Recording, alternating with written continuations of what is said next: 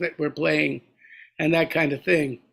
And, we were talking about, how Mike was telling a story about tuning your piano or tuning a friend's piano. Yeah, a friend of mine, we were just talking about, piano tuners. And when they sit down to do it, like I have two pianos here in New York. So they come over. I have a really wonderful piano tuner, Lizzie.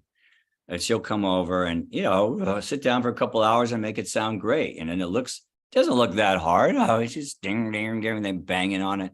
So my friend years ago was taking a course at NYU. He was getting his master's in music, and he took a course in piano tuning. He said, "Hey, come over. I got this upright." He was living over in 86 in Broadway, Britton Hall. So I go over there, and he's got his hammer, and we're going back and forth, and we're hitting the tuning fork because they didn't have those machines and tune it. And man, after 3 hours, it was so out of tune, we had to call a piano tuner.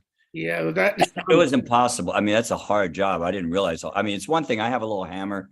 So if one, there's 3 strings to most of the notes, right? They're in unison. So if one goes out, I can kind of get it in, but anything beyond that, and I'm a nightmare. Well, it might have to do, I had a thing too. I've never bothered to fix my horn or even to try generally. Right. If something broke on the road, I mean, if worse comes to worse, I know how to bend a spoon into the key, an emergency. And even then it's still going to be leaking. I'm never going to fix it right. And, that thing of, the idea of Jewish mechanics. Yeah. Many. And, that's sort of one time somebody gave me a screwdriver. And I realized that the G sharp key might be I was playing with Chet Baker at the time. We were in Europe. And I'm sitting there and I got obsessed with my little screwdriver. So I'd be sitting there, the piano player would take a solo. I'd be sitting there with my screwdriver trying to get that G sharp just perfect and this and that. And Chet took away my screwdriver. Like a little boy in school, like it was like, no, you can't have this. I see what you're doing. Get off with your screwdriver. Well, when I was with Cannonball on the road, sometimes he'd have rubber bands and chewing gum on his horn. Rubber bands, kind of whatever with the pads. I didn't know what he was doing, but he could make it happen to get till we got to the right city. Yeah, some cats can do that. I mean, there's also Chan Parker told me that Phil Woods, when the horn dried out, he would put it in the bat, and Bird too. Would put the horn in the bathtub for a minute, and that would soak the pads, that the pads be wet. Wow. Now the other story, there's a great story about piano. So we were talking about, as you said, you said something interesting about the better you get and the more recognition you might get and the better your gigs get, the better the pianos are. Yeah, definitely. That makes a huge difference. So there's a story that they were in Germany one night with Miles and Herbie Hancock is playing. Yeah. And he's got this beautiful Bosendorfer. And, the Bosendorfer is like playing itself, and he's eating up the piano. He's playing so much that, he's just loving this piano, playing it all over the place. And Miles whispers something in his ear. And they get off the bandstand, and Herbie stops. And then I think it was Ron Carter says to Herbie, "By the way, what did Miles tell you?" And he said, "It's only my funny Valentine." That's fun. And so you have that kind of thing. And as I was telling you, this may become a 2-part presentation with the two of us here. As I started, Mike has written a wonderful. Here, I'll give you a little plug with this. A wonderful book, which is called On That Note, and a memoir of jazz, tics, and survival. So if you're wondering what tics are, we'll explore that as well. It's on Amazon. It's on Amazon. You can find it on Amazon. Hardback, paperback, Kindle, and I just finished the audio version, so it'll be on Audible in a month or two. Oh, that's beautiful. And I had read it, I got it a couple of weeks, about a month ago, I guess it came, and I read the whole book. And in the course of preparing for our talk today, I started rereading it and making sure I had certain facts right. And I figured I'd take a few notes, as I commonly do with these podcasts. Yeah. And here is what I came up with. I came up with 5.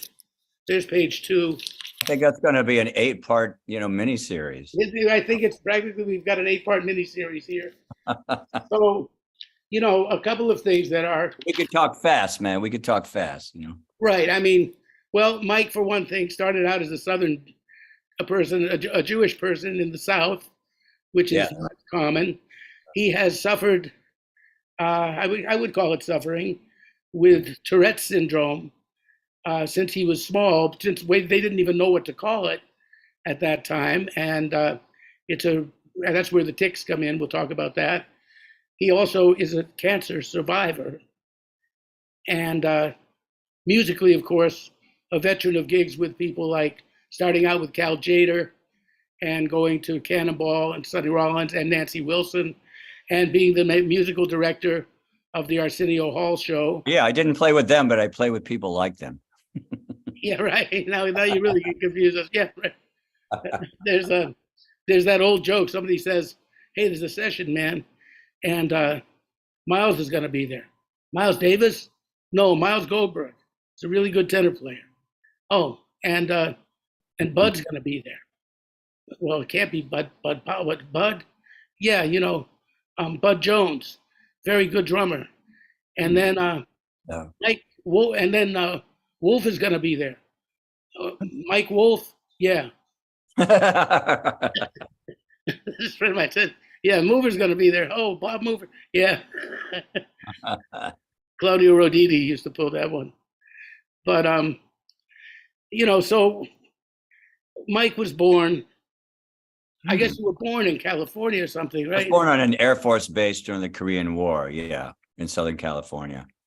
And Right. until I was 6 months old, and then that ended, and we moved to New Orleans. Oh. And your father was very interesting. I guess he played a little piano. He played by ear. Yeah, he was a horn player.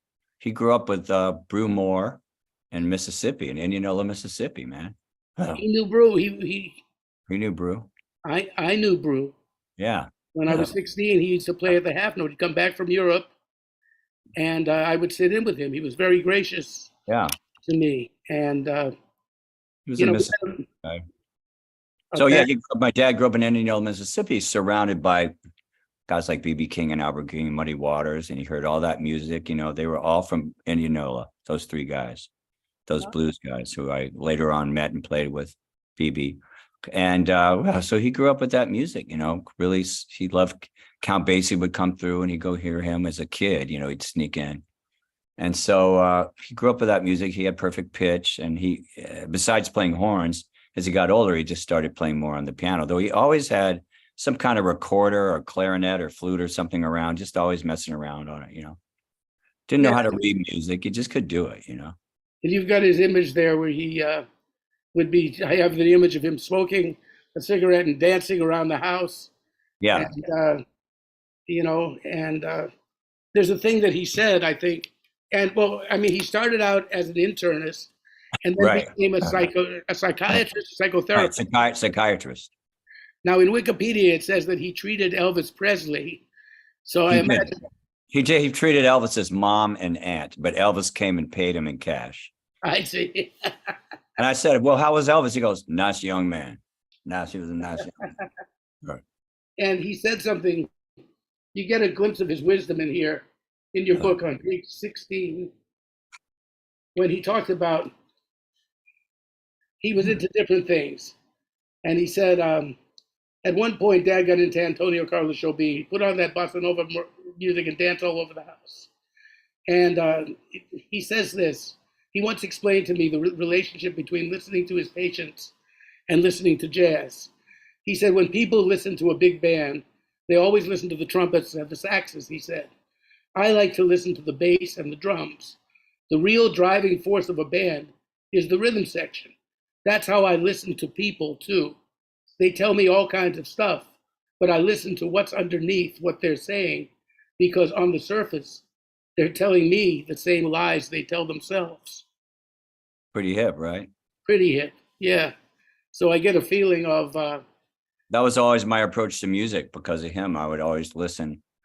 I wasn't a guy that, I just didn't do transcriptions or any of that stuff, but I'd listen to, say, Chick Corea, Now He Sings, Now He Sobs, or whatever, whoever I was listening to in the 60s when I was starting out. And I try to figure out what was underneath their music, and I go, okay, Chick Corea. I hear Bill Evans, I hear McCoy, I hear Rodrigo, the Spanish composer. You know, I try to go underneath everything and go that way, like be a Yeah, detective. I understand. That's like, I've used this analogy before. A friend of mine who was crazy about Samuel Beckett, Mhm. the writer, he had Yeah. read everything that Beckett wrote. And then he decided he was trying to think, well, where do I go next? Because he was fascinated by Beckett. And he decided to try to read everything that Beckett might have read. Oh, that's cool. And Yeah, that kept him busy for a lifetime. yeah, exactly. Yeah. And, what I would do too, I would take phrases sometimes, and I'd never wrote things down. Very rarely did I ever write something down because, like you, I was not a sight reader. Yeah. It was something, I mean, I finally got competent. I Right. wouldn't even describe myself as competent, but let me put it this way. I'll never sight read the circus. Yeah. Oh, come on. That's hard. My father could do that. Yeah. He was a trumpet player. He played with Tommy Dorsey and had his own Yeah. band in Boston. In fact, Chick's father and my father used to sub for each other. Really? Yeah, and Chick's father, Armando, used to play in when my dad had his own big band. Armando was lead trumpet often, Yeah, that's hip. but my dad was a great sight reader, and he scared the hell out of me. He would when I'd make a mistake. He was not an easy person. He was not a good teacher. I think I'm a good teacher because I just try to do the opposite of whatever my dad would do. It sounds like Chick's dad was a good teacher from what I've heard from him about it, Yeah, I think he was. very Yeah, gentle, I but think. so I would say, so you came up, you had your dad, and and your mother. Interesting, like the same as my parents. They married. My father was 26 when they got together. My mother was 19. She had me at 21, and my dad was Exactly. 27. Oh, yeah. So we have a parallel existence that way. What year were you born, Bob? Same as you, 1952, but in Yeah. March. That's how it Yeah. was in those days. At least in my mom's family, there was one boy and three girls, and she was the middle girl. All the girls got married at 19. If Yeah, what I think that was. I think her mom had gotten married at 19. It's like I guess they weren't You having. weren't allowed to play the field really in those days. If you Oh, didn't do that, exactly. I think you were considered like a tramp. I mean, that Right, was sort of exactly. like how people looked at you. And your mother was also a Southern Jewish person, right? The Silverstein family. Silverman. She grew Oh, up. She grew sorry. up in New. She grew up in New Orleans, and her father was a gastroenterologist, and their family was from Hammond and Franklin, Louisiana. Yeah, yeah, Now yeah, she also, I mean, she was a housewife, and then she became I think she started her own clinic. yeah. She became a psychiatric social worker. She got a. Well, she went back to school. She had gone to Hollins College for women, the 2 years before she married my dad, and then they got married and moved to Memphis, and then or that she went with him to California to be on the base during the Korean War. He was a lieutenant or a captain or something in the Air Force, but he just got to be on the base. He was the base doctor basically. And then he moved to Berkeley, California in 61 because my father wanted to switch from being an internist. He had to do a 3-year residency to become a psychiatrist. And she went back to school. She went to UC Berkeley, and she got her bachelor's in history, and she got a master's in public health and a master's in social work. And then she eventually got a PhD in social work. So yeah, she became very ambitious. And she was also involved in left-wing politics Yeah, on the radical side, even. definitely. Yeah. And that was that time too. What was that time? 60s in Berkeley. Yeah. Yeah. Well, I was the '60s in New York, Oh, same and thing. I would hang out. The high school I was going to was Brandeis High, which was 85% black and Puerto Rican, 15% white. And because I could play the horn, um, I didn't get the racial. I was actually embraced by the black kids. They liked that about me, that I could do this. And one friend of mine, Hector, was very strongly involved with the Black Panthers Yeah. and this kind of stuff. And I was living with my dad. My parents, like yours, did divorce, And one day they said, "Listen, we want you to prove your loyalty to us. We want you to call the South African embassy with a bomb threat and tell them there's a bomb in there. Call from a payphone, and do that." So I was all for the cause, and I did it. And when I told my father, "Oh, you know what I did today? I did this," he was like, "You did what?" you know. But and then there was the moratoriums and the marches against, the marches for the civil rights and against the Vietnam War. It was well, what we had in Berkeley was a free speech movement. That was the early one. That was the earliest one in 1964, I think, or 60, 63 or 4. Maybe that was around the same time as the civil rights movement, but it was a big deal. Yeah, I mean, my mom remarried a guy who was another psychiatrist, and that guy never saw a march he didn't like. Like we were traveling once and he saw something he thought was a protest. It was just people in line to do something, but he went and joined it. It's a way of life. But when I was in the 7th grade, I was in the Vietnam Day Committee. I had a black armband that I wore, when I was in junior high, and went on marches. We went on these long walks, and at the end of it, we'd be in Golden Gate Fields in San Francisco, and then we would see Joan Baez and Pete Seeger singing. And, it was what was happening then. Yeah, I mean, it was quite exciting in its way too. Really exciting. Uh, It's what was happening in Berkeley. I mean, when I moved to Berkeley at 61, it was like Mayberry or something. Leave It to Beaver. It was really regular, and just you could go out all day, just be home by dark. My parents didn't care. Skateboard. I was a skateboarder. I just skateboard all day long, man. Had a little skateboard club with my friends, and you could just sneak through people's backyards. It was, throw stuff on cars. All the stuff that kids do.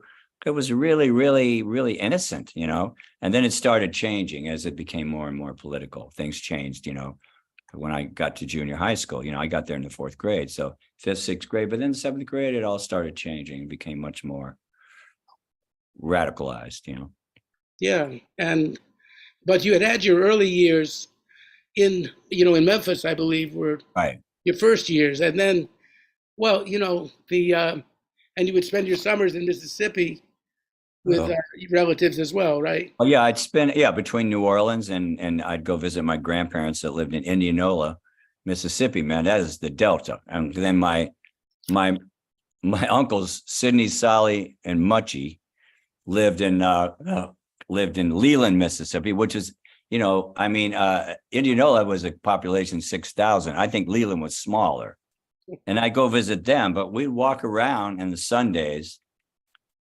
And, they were Jewish, but they weren't religious, right? There was a temple in Greenville, which was a bit of a drive. So we just walk around and hear all that gospel music, stand outside the churches, man. Oh, man, that's beautiful. And, I'm sure that influenced you. It did. Well, it was a real dichotomy because my family, except for my dad and my mom, they were super racist, because they were Jews who would come over, and they were I think I tried to figure it out. Why were they so racist? I mean, first of all the white people were, but I think they were glad not to be on the bottom of the totem pole, but they were just racist, man. It was just the way it was, and I saw stuff that made me sick, and I was a little kid and I didn't really understand it. Like my uncles would, they would sell to black people and black people would come in, but they kind of fuck with them, tease them a little bit. I mean, and I just thought, well, what's going on here? Because, it wasn't quite like that, where in my little bubble of my parents, it happened in the North too, like my family, my grandfather had a mattress factory right in the black neighborhood in Boston. And when he died, my father and my uncle kind of turned it into, it became a furniture store. Yeah. And they were sometimes robbed, not in person usually. It was at night, right. People would break in. Yeah. But they were selling exclusively to black people, just about. And unfortunately, I found out what they were doing. They would talk about the Schwarzes, which always bothered me, that whole thing. And, they also were ripping people off. It was that kind of furniture thing where, you pay a layaway plan. And, and I couldn't believe that my father and my uncle were these people, because I'm involved with the radical politics, and I'm involved with the cats that are into the Black Panthers and jazz and hanging out with mostly black people too by this point. And I don't want to say what my family is doing. So it was a very It's a I dichotomy understand. because I mean, I loved my family, some of my favorite people. I grown up with them. They were so sweet to me and blah, blah, blah. And then you see this social system, this way it was set up. It wasn't considered bad to be prejudiced or any of that. It was like, oh, it's just, it's normal. That's just the way it is, man. Yeah, well, it was also before, right before this is the integration, the the Civil Rights Act Oh, was right. like, I remember when I moved to Florida from Massachusetts, I was 11, 12 years old, and we went to Jefferson Department Store, and I had to go to the bathroom. So I went to look for the bathroom, and I saw for the first time I'd never seen anything that said men, women, and colored. There were 3 bathrooms. And I was amazed. I said to my father and mother, I said, hey, that's weird. There's not a colored men and women even. You know what I mean? It's Yeah, amazing right. to have that, but it doesn't even say men and women colored. I mean, and that was the first exposure I had to that. You That's know, what my mom's dad was a gastroenterologist and he had an office and he had a white waiting room and a colored waiting room, black people waiting room. And I asked him once, what's up with that? I was a kid. hmm He said, well, that's the way it is. He says, but you know what? When they come into the examining room, I use all the same examining stuff on everybody.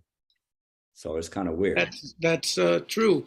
There's another story you tell in the book that I like a lot. When you first started gigging, one of the people you met was a great New Orleans saxophone player because you would go down to New Orleans, and Earl, yeah. your grandmother Sadie, lived down there, and she was a rather racist person as well. But you were playing with Earl Turbington, Right. big black saxophone player. Why don't you tell us that story? It's a Oh, beautiful. Earl and I became really close. His brother, Willie T, was a producer. So I met these guys at Werline's music store. I went there to practice the piano when I was really young, maybe junior high, starting, ninth or 10th grade. I don't know. And through them, they turned me on to this guy, Willie T, who was, African-American guy. And he produced a lot of records. I played on so many records. I don't know what they were, rock and roll, whatever. I just go in, they kind of have a chart. I wouldn't see the artist. I just play piano parts. And you were a teenager at this point. Yeah, I was a teenager. And I Right. met his brother, Earl Turbington, the African cowboy. That was his nickname. It was I've seen pictures of him. He has like a 10-gallon hat and yeah, the greatest saxophonist. So we became, as I got a little older, maybe my late teens or whatever, we became very close or whatever. I was visiting my aunt, Nita, my grandparents, my grandmother, whatever. I'd go and hang with him, or he'd get us a gig. He goes, you come into town, okay, let's play here, let's play there, let's go to the fights, let's go to the game, let's go to the Saints game, let's do this, let's do that. Huh. We were just bad buddies, we were like, how it is when you're on the road, I would have friends in all these different cities, you know what I mean? It was always fun. So and of course he was a great musician. So one day he comes over to pick me up, in my house. And now my grandmother has had a brain tumor. She's really old, in her 80s. Well, it was a benign tumor, but it changed her behavior. It changed her. So she was at my aunt's house and she was in a wheelchair. And he came to pick me up because I didn't have a car there one afternoon. And they were all in the living room playing cards or whatever. I don't think my grandmother could even play cards. But so he comes in and I suddenly realized they had never had a black person come to their house in a social way, only people that worked for him. But I didn't really say anything. I had just told Earl, yeah, I love my grandmother. So he comes in, I introduced him to my aunt. It's polite.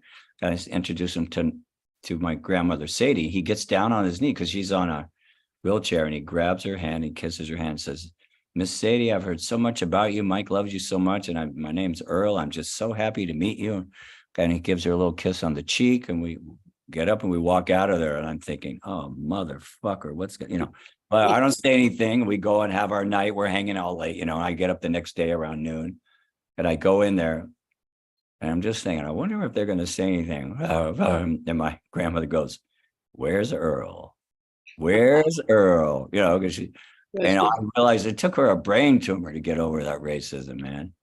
Wow. She That's was always asking me, "Where's Earl? Where's Earl?" You know? wow. I hadn't thought of it that way. Yeah.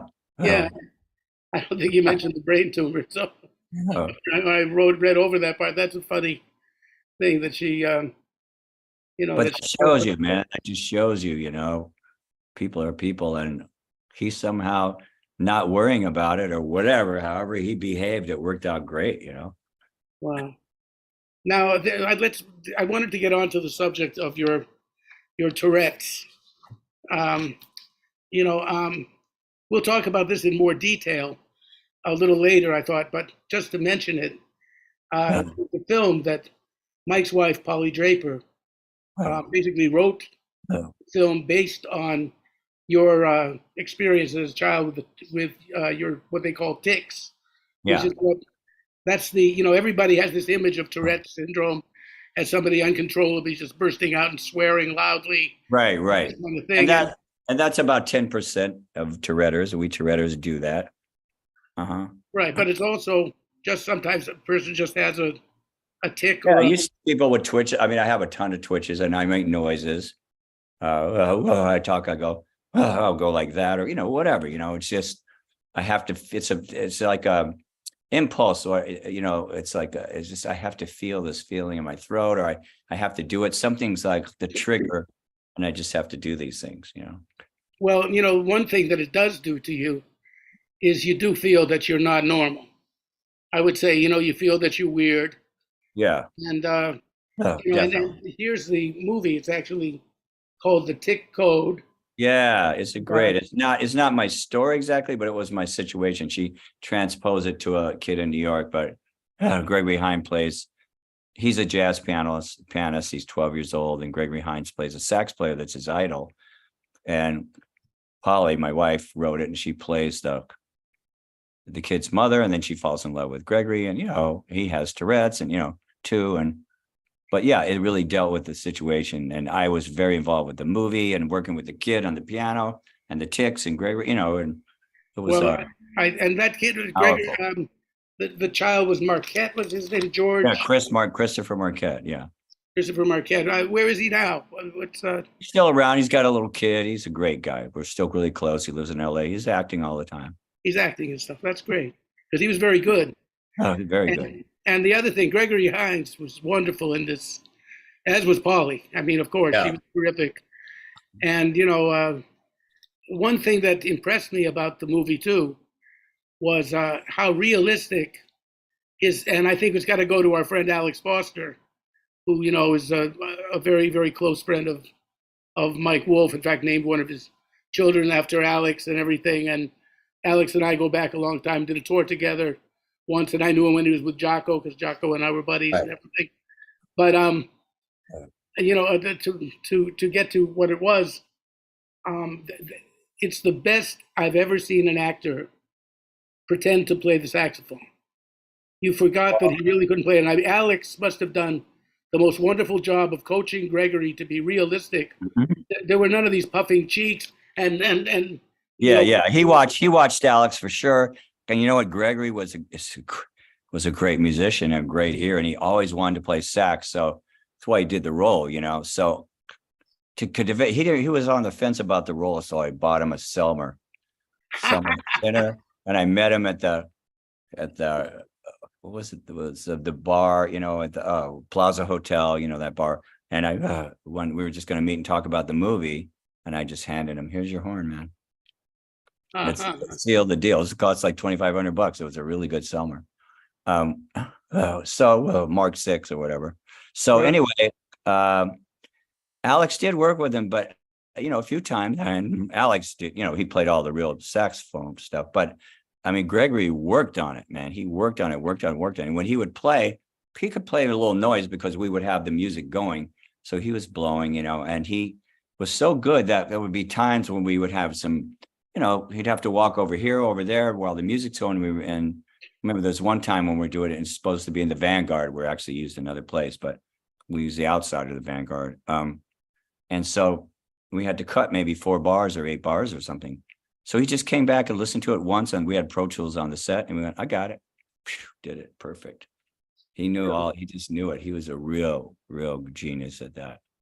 That's beautiful. Yeah, that was he was very realistic, and Oh. also it was a beautiful story. I thought all the musicians were great. I've had a lot of people say, those musicians act like real jazz musicians, not some fake kind of thing. They were real guys, most of them. Well, Jazz they musicians. did. You had Dick Burke for one thing. Dick Burke and John B. Williams. I can't remember the piano player's name. He was a really good piano player. Yeah. So they just probably get him the lines, and it was due because Dick was a funny guy. So we used some of the lines he had used in real life. I remembered his lines. But yeah, it was great. It was really great. Yeah, Chet Baker used to talk about Dick Burke. He would say to me that he was one drummer because Chet was very particular Yeah. drummers and basically didn't like a lot of them. But he would always say Dick Burke could play quietly and intensely and never lose the intensity. Oh, that's true. And he said it was so weird because he was such a big guy that you'd expect him to play like a freight train. Oh, but he was very delicate. He was very delicate. Bash too, but I played with him. I started playing with him when I was 20 with Cal Jader, and I played with him till he died. We made lots of recordings together, and he always could just whatever. If he needed him to play hip hop, he'd figure that out. Whatever. But he just had a touch on the cymbal, and it wasn't weak or like a West Coasty or anything, because he was an East Coast guy. Even though he grew up in San Francisco, but he really was a great drummer. Yeah, he was. So, when you became a musician, actually, when you were probably about 15, I mean, you were always playing the piano since you were about 9 years old, right? Since I was about 4 years old. Yeah, even that early. And I remember it was interesting. You and I had some other parallel experiences growing up. The Love of West Side Story. Oh man, I saw that. The same age you saw, right? I was in the Oh fourth yeah, and I had that red record. Oh yeah, Floor was on that red cover, remember? And with that ladder or whatever it was. With a black ladder. Escape, yeah, or whatever. And oh yeah, when I saw that movie, man, I do write a whole thing about it. Yeah, I didn't really know what I was getting into, what I was going to see. But my friend we were in the 4th grade, I think, or 5th grade, and he had an older brother. So my parents really didn't think it was appropriate. But I said, come on, can I just go? All right, you can go, And the older brother took us, and man, we walked out of there, man, flying. We were so excited, Yeah, I mean, that was and like you formed a little gang. There was a few skateboarding friends, and I formed a little gang with my friends too. We weren't as imaginative as name-wise. We just called ourselves the Jets. Yeah. And, but what we would do, my friend Harold and I, who was my best friend as a young man, or a boy, I mean, we'd be having fake knife fights and rumbles around the house and knocking down lamps and shoving each other around the living room. And we found, what we did, we found a hill, because Berkeley was just the University of California campus was our playground. Nobody hassled us. Every weekend we skateboarded there, we hung out, we'd go grab a snack, you just sneak around the buildings. It was magic. And so there was a street near there called LeConte Street, and there was a hill, and I don't even know if I put this in the book, but it was those really tall weeds, and we built like a little fort, and that was our clubhouse. Yeah, we were into it, man. And right across the street was this monkey named Junior. This lady owned this monkey. Yeah, that's a great story. We go by the monkey, and he was in a cage, and she let us play with him, and we get him going crazy. And what? We had so much fun, man. Another thing you say in here though is there was also the the late night, like you kind of watch Johnny Carson. Yeah. Which was our barometer of society, of the adult world. I mean, later I would like to talk about comics, but you'd see people like Woody Allen, Bill Cosby, who were brand new at the time. Alan King. Alan King. Oh yeah, saw them all. I even Mort Saul. Oh yeah. My And dad took me to see Mort Saul at the Hungry Eye in San Francisco when I was about 12 or 13 years old. Because you could be under 21 and go there. Oh, yeah. I mean, it was he loved comedians, So we saw Alan King, we saw Mort Saul, and he always took me to live stuff. So when I was really little, I saw Ella Fitzgerald and Oscar Peterson on the same bill, and stuff like that. I went to musicals. Oh, yeah, my parents took me to hear because they said I would always listen. They could bring me to hear music, and I would just shut up and listen to it. It was like I was all of a sudden grown up, and I don't know why, but from a very early age. One of my early memories, they took me to a club called Blindstrom's, I think it was called, in Boston, to hear Ella Fitzgerald. And I was disappointed because I thought we were going to a circus to see Elephant Gerald. that's what my sister said. The Elephant Gerald, exact same thing. Really? Yeah, we saw it was Oscar Peterson and Ella Fitzgerald. My sister was really young, through 4 or 5 or whatever. And it's so funny. I'm going to tell her that. And so we see Oscar Peterson, and then there's an intermission, and we see Ella, and she's amazing. We start to leave, and my sister started crying. My dad said, "What's wrong?" He said, "I wanted to see the Elephant Gerald." The exact same thing. Exactly the same story. How many sisters? You had 2 sisters, right? Younger sisters, yeah. And that's funny. You say something in here too about discovering jazz. Like you had the Jazz Bo Collins show on the radio. Yeah, Al Jazz Bo Collins in San Francisco, and with me in Florida, it was Alan Rock, who later became Bozo the Clown. Oh, really? In Orlando, but Alan was very hip and introduced me to Ira Sullivan when I was 13. Wow. And I just started to play the saxophone, and that changed my life. And Alan would come on. It was so cool. We were living in a kind of a home for kids for a while. My childhood was very weird. And, all of our childhoods were weird if you look at it. It's like Rodney Dangerfield, Joe Ansis, Rodney Dangerfield's friend and frequent roommate, once said, "The only normal people are the people you don't know well." So, right, exactly. I think that was a good one. But, when you say, we were getting back to your Tourette's. So, making you, and I was a fat kid. So in a certain way, there's a certain way of feeling a bit of an outcast, maybe a little shy with girls. And, though I think we both got over that one. But, there was that feeling. And so when you started to play, I think you put it beautifully here in your book. You said, we white students supported the Black Panthers. We were against the cops, which we called the pigs at the time. And being a musician was cool. I wasn't innately cool as a person, but I found that music helped me be cool. I got some respect from various types of people. I was into jazz, and I identified with the Black people in the jazz scene in the Bay Area. I played well enough that I was allowed to sit in with some of the best players, and eventually I started getting hired for gigs. Politics and art were deeply connected in my world. I felt my music was radical and an expression of rebellion and freedom from the square world. I also discovered that my tics weren't keeping me out of this counterculture.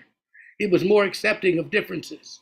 You could be a junkie or an alcoholic or an ex-con or even a white Jewish guy with Tourette's.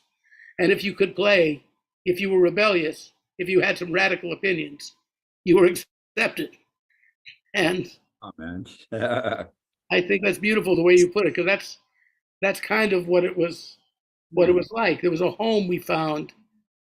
Counterculture. Definitely, it was a home, man. I was so happy to find these people, even though they had a lot of issues or whatever, but they weren't trying to mold me. Well, maybe they were trying to mold me into some hipness or whatever, but it felt right to me to be in that group of people. Yeah, with those people. And I loved the nightlife. I loved it. I loved going out at night and staying up all night. I always felt better at night. Oh, I still do, Me too. Yeah, and I don't stay up as late, but I always loved it, Well, I even stay up later, but that's I don't know why. I just want to do that. Now you were playing, San Francisco. I mean, I know you went to New Orleans in the summer, and that's where you played your first gigs. Yeah. With Earl and Willie T and all that stuff. But then, really, where you flowered, I think, And it's funny because we also have that parallel of having been, you might call us proteges. I mean, prodigies, not proteges. Well, we're proteges of people too, but, being uncommonly dedicated and kind of knowing what we wanted at that age. And, so I think we would have, been. You know what? For me, it was more than knowing what I wanted. It was knowing that I had to have it and I was going to do. I was going to have it or die trying. I was just. I don't know if I thought it in those terms, but I needed to do it. First of all, playing the piano cooled out my tics. It made me feel better. I could get a girl to sit next to me on the piano bench. All that. But I just my dreams and I wasn't ambitious like I'm going to be a star or I'm going to have a band. I just thought if I could get good enough to play a gig with these good players, if I could be in a studio with good players, I just had to do it, man. I just did whatever it took. I was practicing the piano, and I'm not a good practicer. I wasn't a good practicer, but I would make myself like I've got to learn this stuff, and I would do all the classical Bach chorales, everything I thought I needed to do. It was like the drive that was beyond me. I'm sure you had that too. Yeah, but see, you were a good practicer. That's how you become a good practicer, by thinking that you're not, and then just having to do a little bit more than everybody even told I'm you. not a good practicer. I'm not an 8 hour a day practicer. Let's put it this way. I learned, and this was later on as an older, a young man too, that because I Tourette's and ADHD and all this, that I have to, I can practice for a while, a half hour or so, or whatever. Then I got to take a break, and so I just, if I'm composing, I put the thing, I write on big music paper, still old fashioned, and then I just take a break and I walk around and I go do something else. Then I come back to it. You see, that's good practicing. I met Stan Getz when I was 13, and Stan told me about practicing. He said he used to practice, 8 hours a day. He said, but when you practice, he said, don't play the horn for 8 hours a day. He said, play, 20 minutes, a half an hour, and then take a little break. Sit down at the piano for a minute, or just sit and stare out the window. He said, let what you're playing have a period of gestation. Let it. And that's intelligent practicing. If you just sit there and you go axe to grind all the time, you might not get what you're looking for. So that was an interesting point. And that Stan even said that surprised me, because I figured this is a guy who probably just played all the time. Of course he played all the time, and he taught me about practicing in your head. He said, practice without your instrument. Just imagine it and feel where it would be, So well, you were lucky being in New York when you were 13, I guess, or wherever, because you met all these guys, really great guys. Well, I was in New York when I was 16. Right. And then I was, I got to sit in with Roy Eldridge and Zoot Sims. And my teacher was Richie Kamuka, who would bring me to these things. Like, he'd bring me to the Merv Griffith show, where it was incredible. We'd have our lessons in the dressing room of the Merv Griffin show.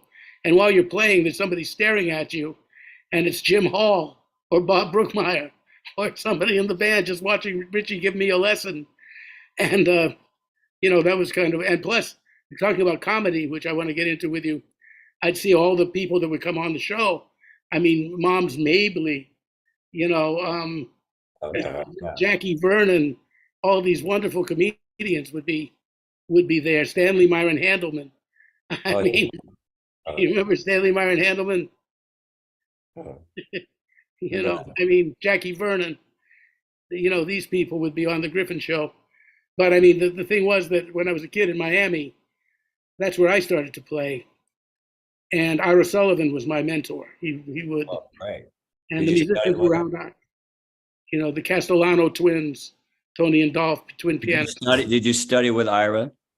Well, Ira didn't officially teach, but in those days, it's the same way I studied with Sonny, with Rollins. It wasn't teaching, but it was practicing together, right. Just a couple of times, but mostly talking with Ira. He'd let me sit in. Maybe the last set, I'd play a couple of tunes, and then he'd let me sit in a little bit more until I was playing a good portion of the gig with him. And, with Sonny, a lot of it was over the telephone. Right, yeah. Just talking about, I mean, music, and even I'd Yeah. play for him over the phone and something, and he might play back, you know. But it was more of a mentoring thing in those days. Also, I had no money, so there was no question. But I did pay. My dad found a way to pay Richie Kamuka for some lessons, and that was a very valuable thing. And Al Cohn, I took a few arranging lessons with Al. So those are the only two people I ever remember paying. No, I talked with a guy recently who's a really good musician about our age, and he studied for 7 years with Lenny Tristano, and he's fantastic. And we were just during pandemic, we'd always liked each other, and we were kind of Facebook friends, but we did a Zoom hang. I said, I got to ask you something about, what was going on. Then he goes, oh, don't pay me, man. We're just going to hang out. So he's saying, well, look, what did you do, man? How did you study with Barry Harris or this or that? I go, man, I didn't study with anybody. Got some teachers in high school, and then I just came here. I didn't even think you could study with a famous piano player. I just thought I got to figure it out myself. I'm Well, not, that's the way to go, but Lenny, you had to pay. yeah, Lenny was. I knew Lee Konitz. I mean, quite well. I made my first yeah. record with Lee Konitz. Uh, That was a mentoring situation. yeah, I heard it was a great teacher, though, what he told me. I mean, this guy plays Dave Frank. He's such a good piano player. Do you know him? Oh, I know who he is. Sure, he's terrific. I And mean, Lenny he's was a great teacher. You had to do everything. You had to go his way. he had a method, I think. He, Right. he did, but his method was very loose. And he Yeah. also, the one thing he could do, like Lee said, he'd find what you were strong at and help you get stronger with that. Like, for instance, Warren Marsh played good piano and was very harmonically, like what Lee described as wiggy. He said Warren was a wiggy guy and Lenny was a wiggy guy. Lee said he wasn't so wiggy. He Yeah. was more trying to get the feeling and Yeah. thinking about melody. So Lenny worked with Lee on exactly becoming more melodic, where he Oh, worked yeah. on intricate harmony with Warren. And he could give you, which I think is an interesting thing about teaching, Mhm. that you can't be dogmatic in your teaching methods. This is how I teach. I mean, Yeah. that can work. I mean, Mhm. Barry Harris sort of did that. He taught everybody sort of the same way and the same thing. Yeah. And it worked. That worked too. But I Oh, myself found I like to teach to find out like being a psychiatrist, a therapist. You find out. that's what I feel in my teaching at NYU is it always takes me early on the semester. I'm getting to know these guys, and I go, I don't even like these guys. And then I get into them and I see where they're at and where I can affect them, and because I can do what I do what I do. I'm a kind of an artist, and I know a lot of stuff, but I'm not academically trained. Like I didn't go to Berkeley or something like that. So I really enjoy it though, because you find a way in you can find a way in with almost every student. Yeah, I think that depends on, you've got certain things that you want to show them, Well, but then you're open to kind of what do they. I got to see what they need. They're all at different levels, and it's interesting. I've talked with Sonny Rollins too, and I started teaching at college level. I said, Sonny, tell me if I'm wrong, but it seems like by 18 or 19 or 20, if you can't play, that's it. I don't see how you're really going to get the feeling. He goes, yeah, man, you can either play or you can't. And I mean, obviously, I've heard people really get good later on. But I mean, like Well, there Western. are what Bill Evans called late bloomers. Oh, yeah, yeah, He described himself as a late bloomer, but yeah. Ira said Bill wasn't Oh, accurate. Ira said he remembered Bill when he was in his Navy suit or whatever he was in, and he would come and sit in with him in Chicago, and he was just a young man. I mean, it was maybe 8 years before he even was going to make his first record, and Ira said he was a bitch then. I bet. Yeah. You can't imagine Bill as ever not being, and Right. Yes, Wes Montgomery apparently started at 19 or something like that. But most people, Tony Williams, all the people we know, they were pretty good when they were teenagers. I think that's mostly the case with virtuoso musicians. When I met Jackie Byard, I went and sat in with him at the Village Gate, and I've told this story before, but I like the story.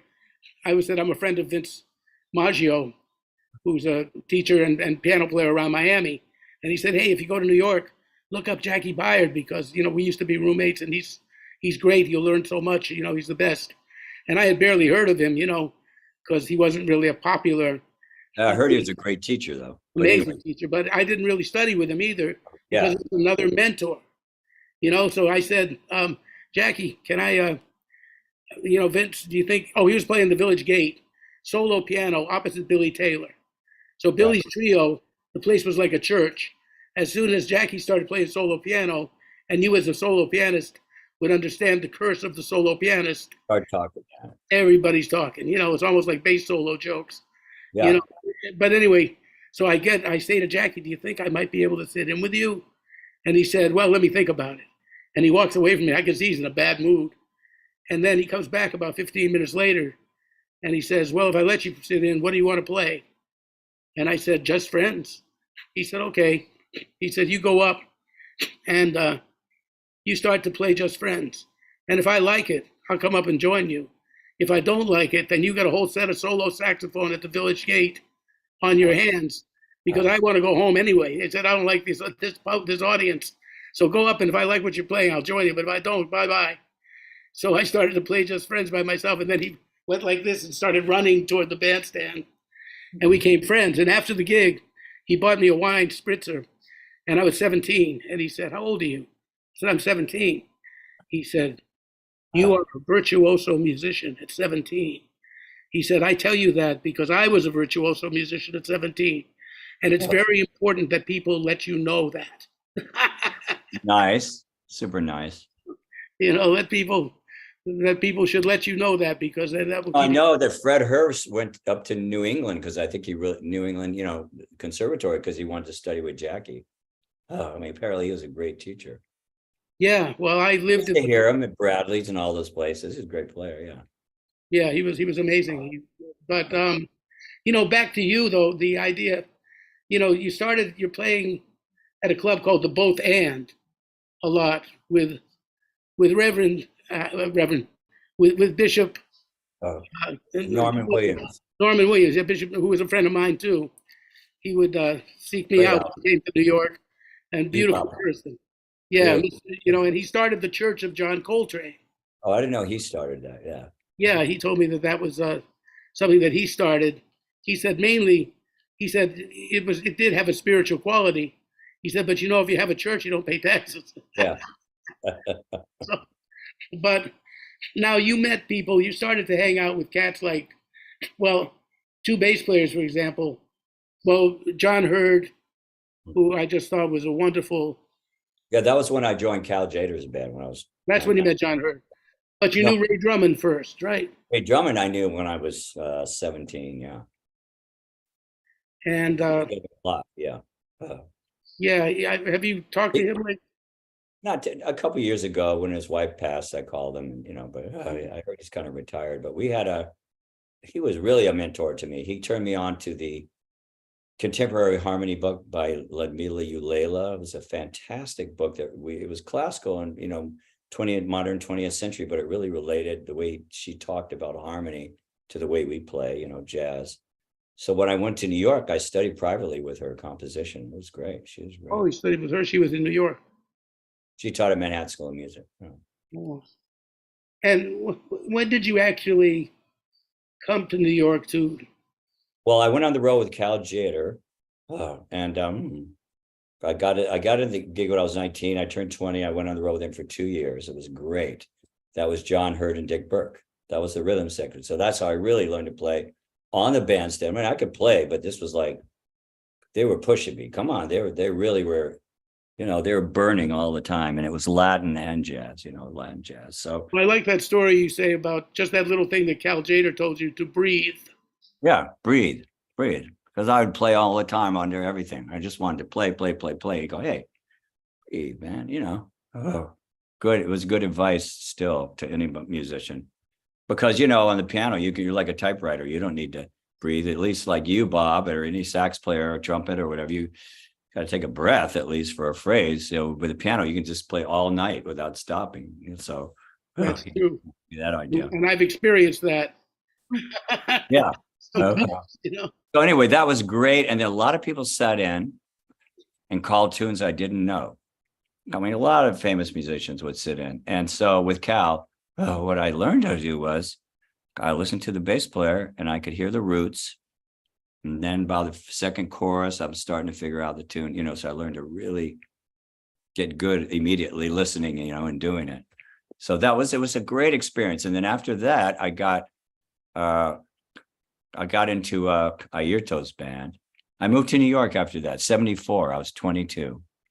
I think I was 22, 21. Yeah, 22 years old.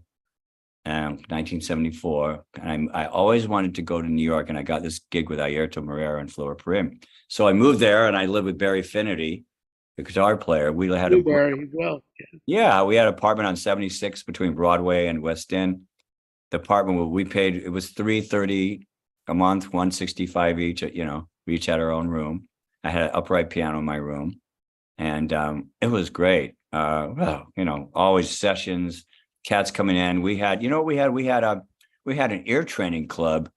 We'd do Modus Novus. You remember that book? And it was all the new intervals, and I mean, whatever. We just do ear training all the time for fun. With me, it was the Hindemith. There was Billy elementary Seal, training for and musicians. We would do that. We would sight read that. Yeah. Sing Well, it. this is where guys would play it. You got to write it out. I was never that good at it, but that's what we would do. And it was great, man. Just cats coming and going. And, Victor Lewis stayed with us at our house. The reason I got with Cannonball is that Roy McCurdy was there once, and he told me, he said, yeah, Hal Galper's leaving. And I went, oh, I got to get a hold of Cannonball, But it was a great scene, so. And that's how you met Cannonball? Was that through Roy? No, I met Cannonball when I was in the Bay Area, because I had a piano teacher named Bill Bell, who's a really good jazz pianist in the Bay Area, but he ran the Alameda Junior College music department, or the jazz thing. Anyway, he had the big band, and I played with the big band, even though I was going to UC Berkeley, studying classical music. There was no jazz, so I was studying classical music, and I wanted to play jazz. So I was a ringer in this band, and he said, we're going to have a concert, and we're going to have a guest star, Cannonball Adderley. So he told Cannon all about me. So Cannonball came and he said, well, I've heard about Mike Wolff and blah, blah, blah. So we hit it off. We played together, and I was like, oh, shit. And he was digging me. So he gave me his number. We just kind of left it at that. I hadn't really talked to him. And then, I go on the road with Cal for 2 years. I played with Ayrton for a year. And then I hear about Cannonball, and I called that number. And I said, do you remember me? I'm the pianist that left a message. This is Mike Wolff, blah, blah, blah. He called me right back, said, yeah, you want to be in the band? And he had heard me play with Cal Jader. And that was when he had Hal Galper. And he told me, this is how eloquent Cannonball was. I played with Cal at Concerts by the Sea, which was a really great club in LA, Redondo Beach. Heard of that, yeah. And that where Errol Garner made his famous. No, Concerts by the Sea, that was at the Monterey Jazz Festival, but that was where they got the name for the club. It was so he's there, and I go, I got to play a trio tune, man. I'm going to play, Herbie Hancock, Riot or something. Dick Berg goes, you played a lot of up tunes with Cal. Play that Ron Carter beautiful tune, Little Waltz, that you play. Play pretty. So I play that. And we play the, rest of the set, and I go talk to him, and he goes, yeah, I would love for my band to have the opportunity to play with you. I love your transition from the rhythmic to the lyrical. So it's beautiful. So then that, it was like that, but he didn't have an opening then. But when he had an opening, I called him, and he called me right back.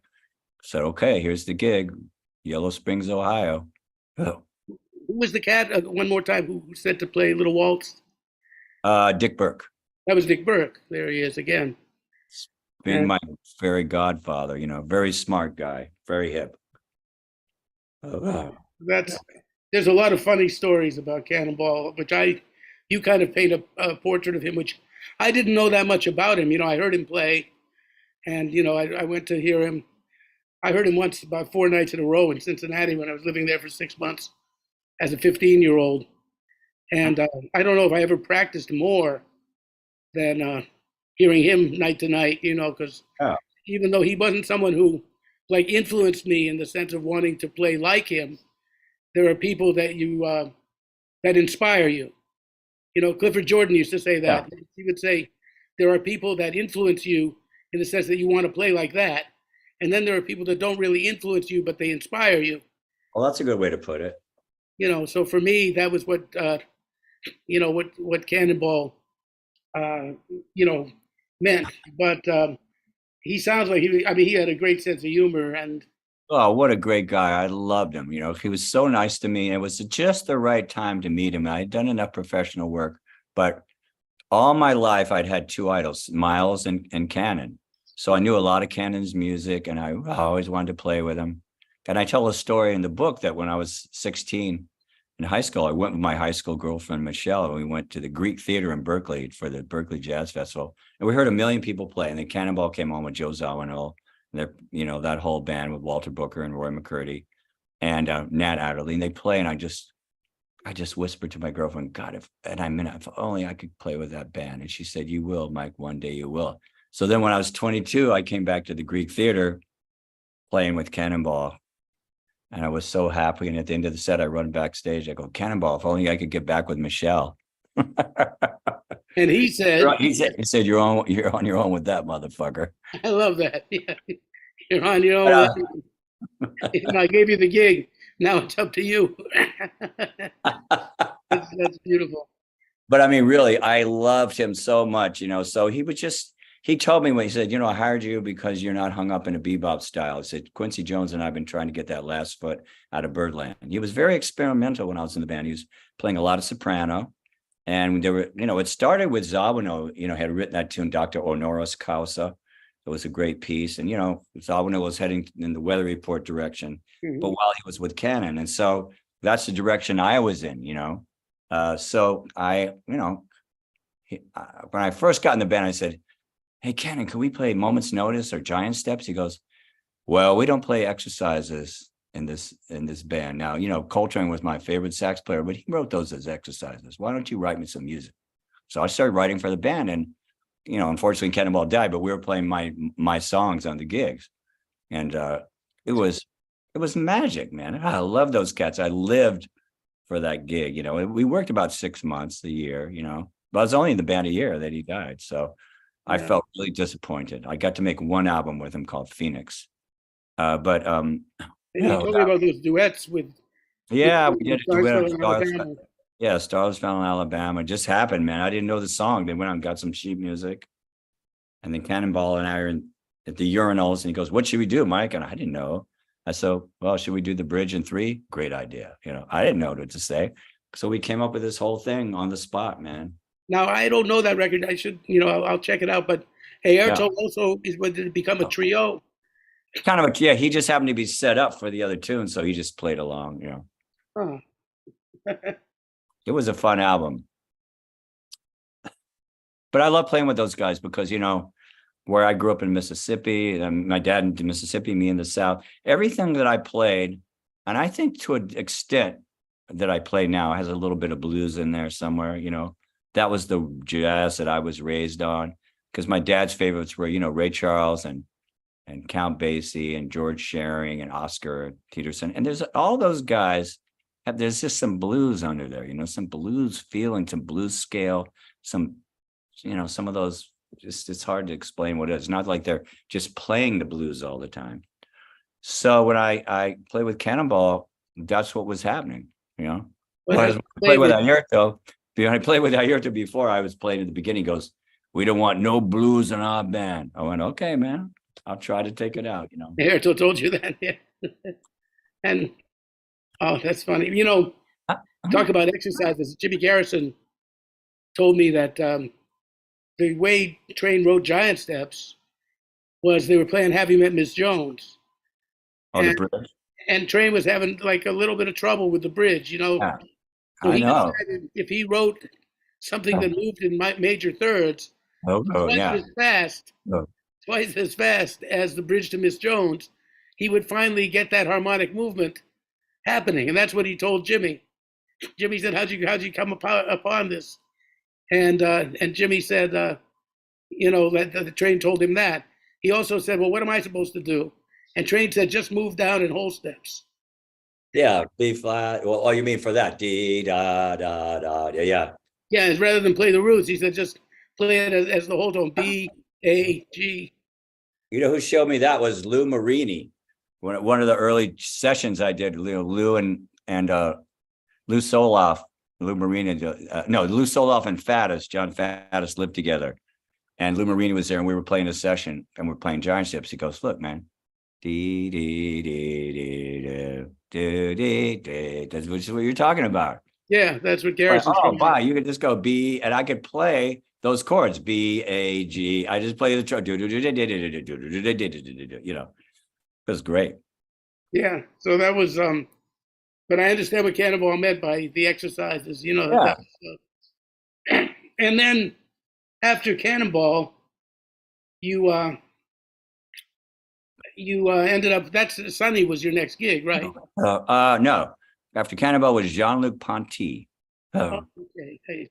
And he and I didn't really get along. I mean, it was, you know, he's a nice guy, but his music was, I was playing, you know, B3, Hammond B3 and ARP Odyssey and Rhodes and maybe a little piano, but it was mostly electric gig. Big, really great musicians, Daryl Sturmer on guitar and Bruce Fowler on bass, and you know, really good guys. But it was just a different kind of music. He was very rigid, like play this scale for your solo. I go, man, fuck you, man. Cannonball didn't tell me what to play. You know, I didn't have the right attitude. You know, if you take a gig, you got to play the gig. You're not playing the other gig. But I was a kid, you know, I was 23 and I just, you know, after about 3 months, we were in Europe and he was telling me a bunch of stuff. We were at a big concert. I turned all my shit up to 10 and I just played the whole thing, what I wanted to play. And that was it, you know. That was the end of that gig. So but, it wasn't my fault as a young, you know, not getting it. If you take a gig, you got to play the gig, man. So anyway, after Jean-Luc, I started a band with Alex Foster called Answering Service. And I did that for a couple of years. And it was really a great band. And I wish I had continued with that more. But it never recorded that band? No. And we had, you know, Schofield played with us, all different people, man. We had a great band, man. Different drummers, you know, Kenwood Denard played some, you know, Andy Potter was you know, a lot of different people. Mike Richmond played bass, you know, different people, Lincoln Goins. It's just a great band. It was a quartet. And we were totally influenced by Weather Report. And both Alex and I wrote a ton of music. And we toured, you know, we just got our own gigs. I don't know how we did it. Anyway, I did that. And then I got the gig with Sonny because Eddie Moore was playing drums with Sonny. And I knew him from the Bay Area or something. So he. Bay Area, sure. Big Eddie. Yeah, well, come on in, man. You know, yeah. So I went in. Yeah, Big Eddie, he was great. That was a far out band. Two years with that band, you know. Don Pate on electric bass, Aurel Ray on guitar, and Sammy Figueroa on percussion. It was a blast. Yeah, I mean, I remember Sammy and Eddie. There was an after hours club that Junior Cook and I used to go to on the Upper West Side called Joyce's House of Unity. Oh. And Eddie was part of the house band that started at the gig started around 4 a.m, and it would go, and you know, it was kind of a weird place. They had closed circuit cameras on the outside. You get screened for weapons when you walked in. In fact, later on there was an incident where somebody shot a gun in the place. I fortunately didn't go there that night. I might very well could have been there. Yeah, right. You know, somebody liked your playing. They laid out a line of Coke on the table. They said, "Come on over, have a drink and a wine." You know, it's that kind of looseness. And Eddie was the drummer a lot of the time, you know, and other cats would sit in, but it was great. I mean, you'd be up there and there'd be, you know, George Coleman, Clifford Jordan, and Junior Cook and me, you know, and then Ray Bryant might play piano. You know, you never knew who was going to be there. But one night I brought Tom Harrell. And Tom and I were the only two white faces in this place because it was a lot of night people and mostly, you know, black. There might have been a couple of white people in the audience, but on the bandstand. Yeah. And we finished playing, and Eddie says in a loud voice in the band, he says, "Damn, these honkies can play." Oh, yeah, there was some after hours places downtown too, I remember. And you know, I'm just thinking, I wonder if I went to that place where in maybe 75 or 6. What year are you talking about? Yeah, we're talking about 77, 78, maybe. Yeah, I think Hiram Bullock was playing where there with Denny Gottlieb and Mark Egan. I think they were, I don't know. I can't remember. Anyway, Oh, they yeah. wouldn't have been there because it was more of a. Yeah. There was a trumpet player named Louis Ware, who was the ostensible leader of the band, and Louis was, I don't know whatever happened to him, but he was one of those guys that played the wrong instrument.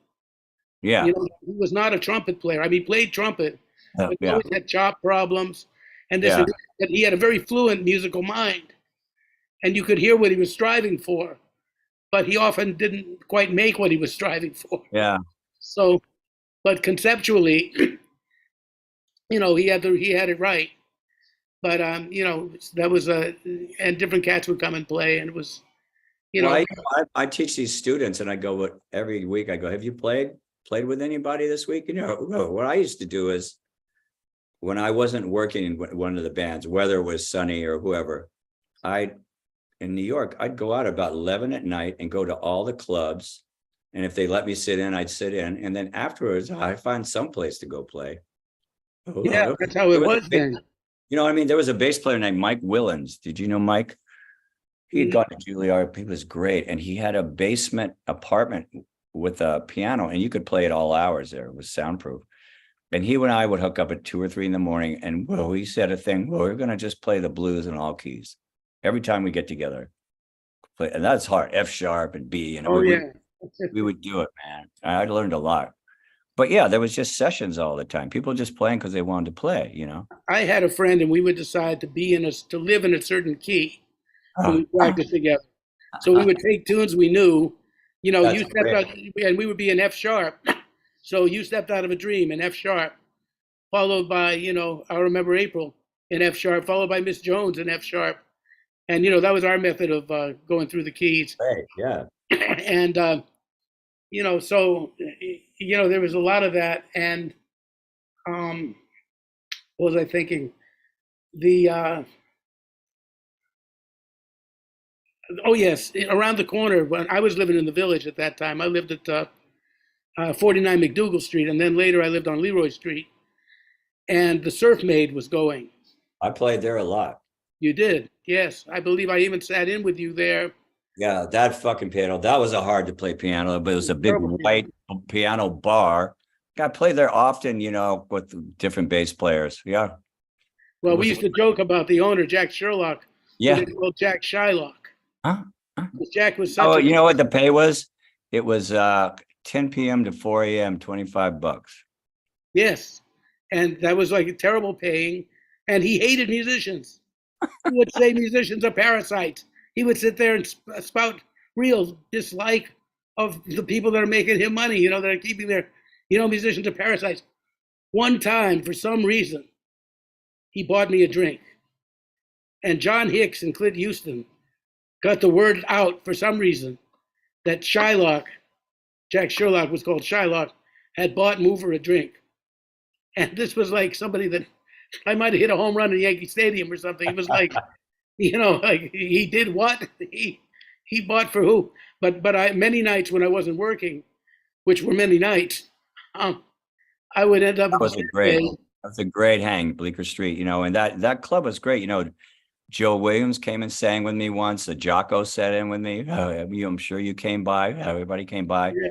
John Hicks. They had brushes. Andy Laverne, Joanne Burkeen, you. Oh yeah, Joanne, Andy Laverne, Mike Cochran, Bill O'Connell. It was a kind of a group of us that, did it for the week. It was a great gig. I mean, it was a learning gig. You had to play all night. And Clint Houston played there a lot with Joanne. Yeah. And Clint Houston and John Hicks and I were the after-hours drinkers on the way to Bradley's before the Surf Maid would close, and then you went over to Bradley's. Yeah. And, that was a whole other world as well. And, but back to Rollins. So getting to play with Sonny was great. I didn't really, I don't know if I'd even heard him live before that. I'm not sure, and it's not like I listened to a bunch of his records, but I dug him, I just, what I had heard, of course, we all knew who he was. He was an icon, and so we had rehearsal. The first rehearsal was great. The second rehearsal, he said, he didn't give me the music at first. I said, hey, I need the music, man. Okay, here's the music, and I really loved playing with him, it was a crazy band. There was guitar, and so we never knew exactly what to play. And he had a thing. He said, I don't want you to come down after each solo. Let's just stay up in intensity. And I really like that. I'd like to do that now, even. Like, why come down and start over and come down and start over? Wherever you get to, let's start from there. It was a fun thing to do. And I love playing with him, and he would start one tune and then go to another tune or a different key. He just did whatever he felt like doing. It was How great. did you actually end up meeting Sonny and getting the gig? I'm curious I about told that. you through Eddie Moore. Oh, right, through Eddie Moore. That's Eddie called me, he just they called me. I guess maybe Sonny said we need a piano player, and Eddie said, "Hey, I know this guy, Mike Wolff." So that was how that happened. did you And the way I got the gig with Ayrton was Barry Finnerty was in the band, and he played him a tape of him and I just playing together. I got that gig. It just happened. I never tried to get a gig after the Cannonball gig. It just after that, it was pretty cool. yeah, I mean, I think that's kind of how that was done. Then you Yeah. knew somebody who knew somebody, and it was like degrees of separation. Like 1 degree of separation, then that led you to, something that Well, there wasn't thousands and thousands of players coming out of college. I mean, the year that I moved to New York, 74, 75, there's like maybe 4 or 5 jazz piano players that came to town. That's about it. Armin Danilian maybe or somebody, and Bill O'Connell and Cochran, right? Cochran. And, the guys ahead of us were like Alan and Onaje, Alan Gums and people like that. And of course, I mean, Kenny Barron and all those guys. there were those guys, but they were all those. Right before me, with those guys. And so it was like, I mean, I just go down to Knickerbocker where I still like, and I'd hear all the cats, man. You get to hear, what is that? Sir Roland Hanna, because he wasn't a sir of them, all those cats, Hicks, with all those cats. And they were all friendly to me, man. They were all nice. Yeah, there was a real camaraderie, and the older cats really enjoyed you that you were.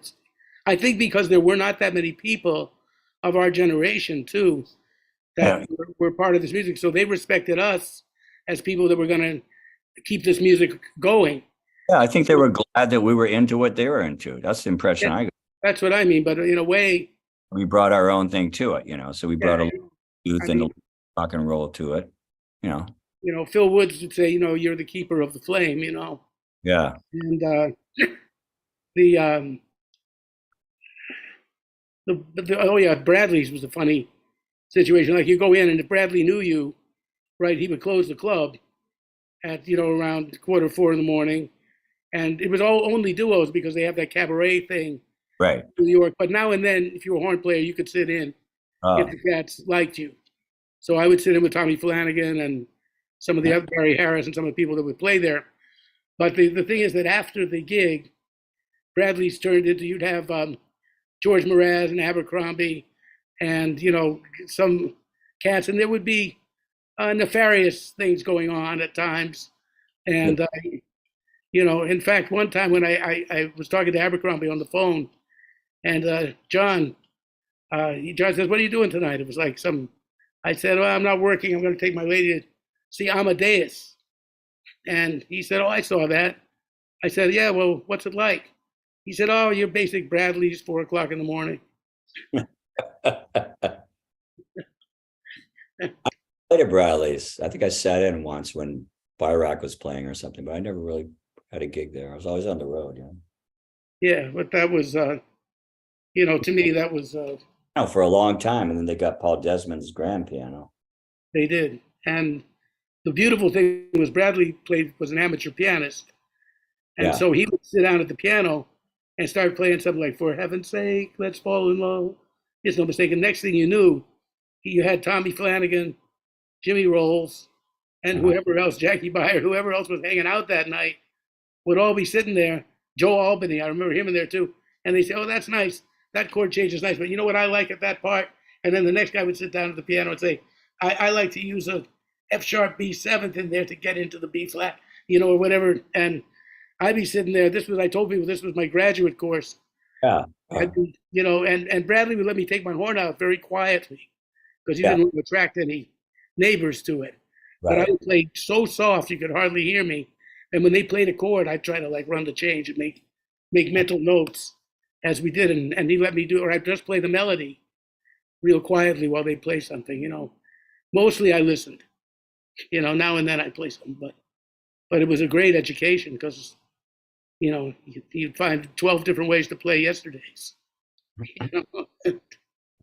Oh, um, so after Sunny, you 2 years. 2 years And of Sunny, and then Nancy. yeah, then I got with Nancy Wilson. This guy that was really important to my career was John Levy, and he was a manager.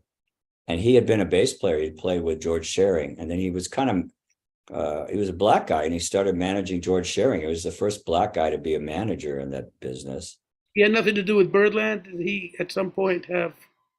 Not that I know of, he may have, but I don't know anything about it. He was from Chicago. So when I was with Cal Jader, he was the manager. And when I was with Cannonball, he was the manager. So he managed all these people, and they knew me. So when Nancy needed a conductor, he said, "Well, use Mike Wolff." And I said, I don't know, man. First of all, I've never conducted anything. Second of all, don't you have to wear a tuxedo? I don't want to wear a tuxedo. And then he told me how much it paid. I said, all right. Brooks Brothers, here I come. Yeah.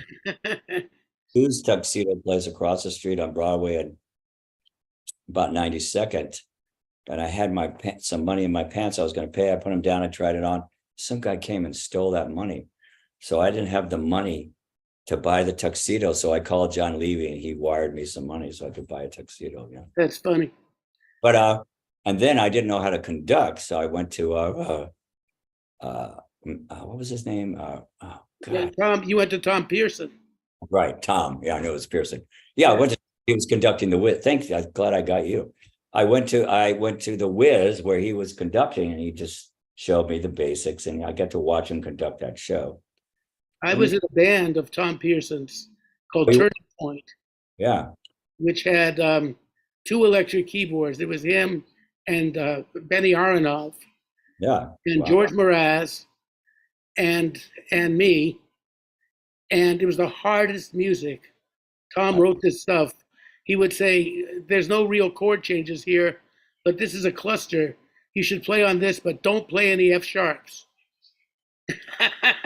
And I'm sitting here, just avoid F sharp, and then that goes to another cluster. Now But you're playing the F natural. So and anyway, so he was really helpful, and he said, "Well, if you got a good drummer, just count the drummer off," and.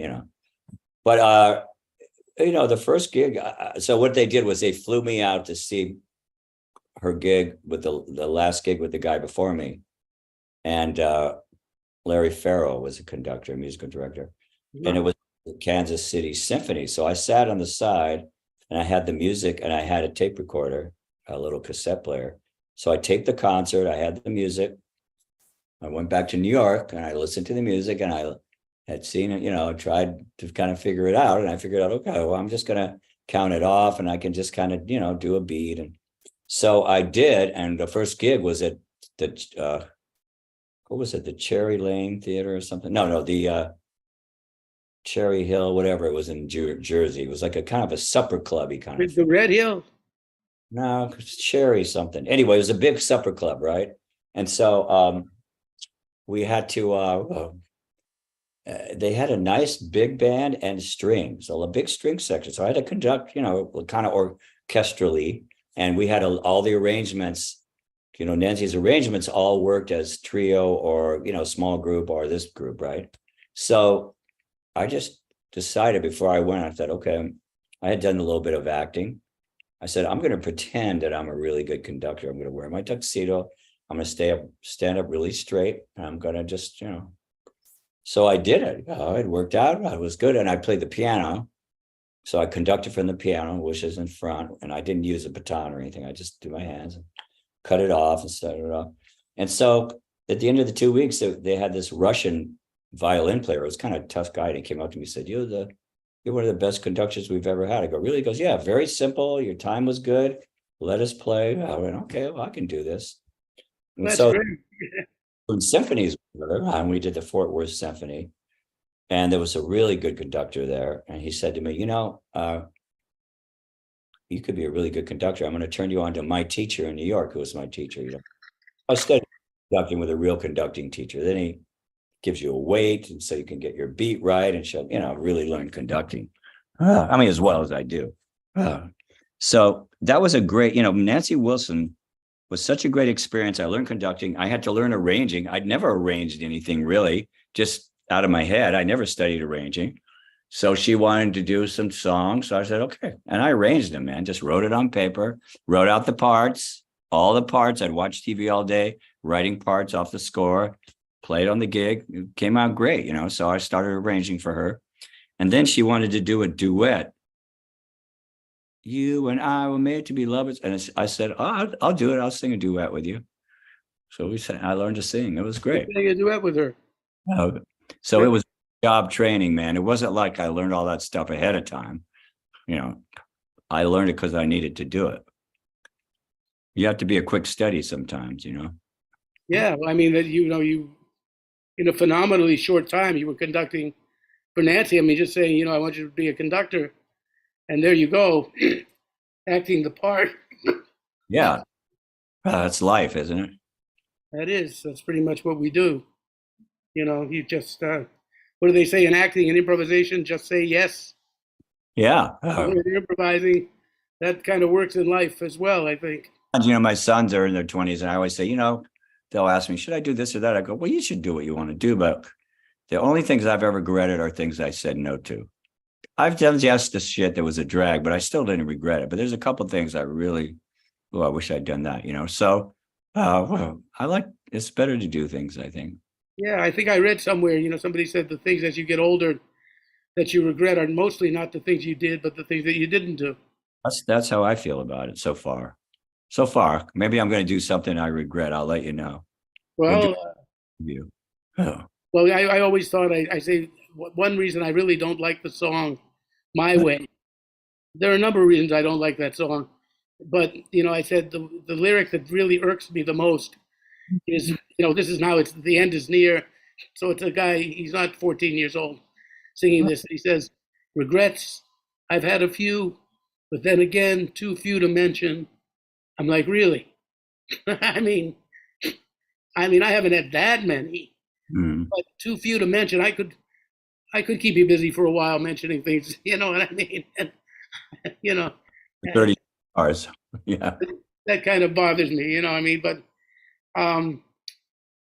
so Nancy also, you hadn't really played that much with singers as well before her, right? I mean, you'd played with Flora Parim, and of course I had done a lot of vocal coaching in New York and played with singers there, but I had never played with one every night like that. So it took me a couple of years to figure it out because I wanted to play, man. I was a player, and then accompanying a singer, like, fuck that, man. I'd be playing a lot of shit. But she never said anything to me. So as it went along, I'm realizing, well, what's this gig about? This gig is about everything I play should make her sound good. So it took me a couple of years, and I was talking with the bass player was John B. Williams, who was really, really sweet to me and mentorish.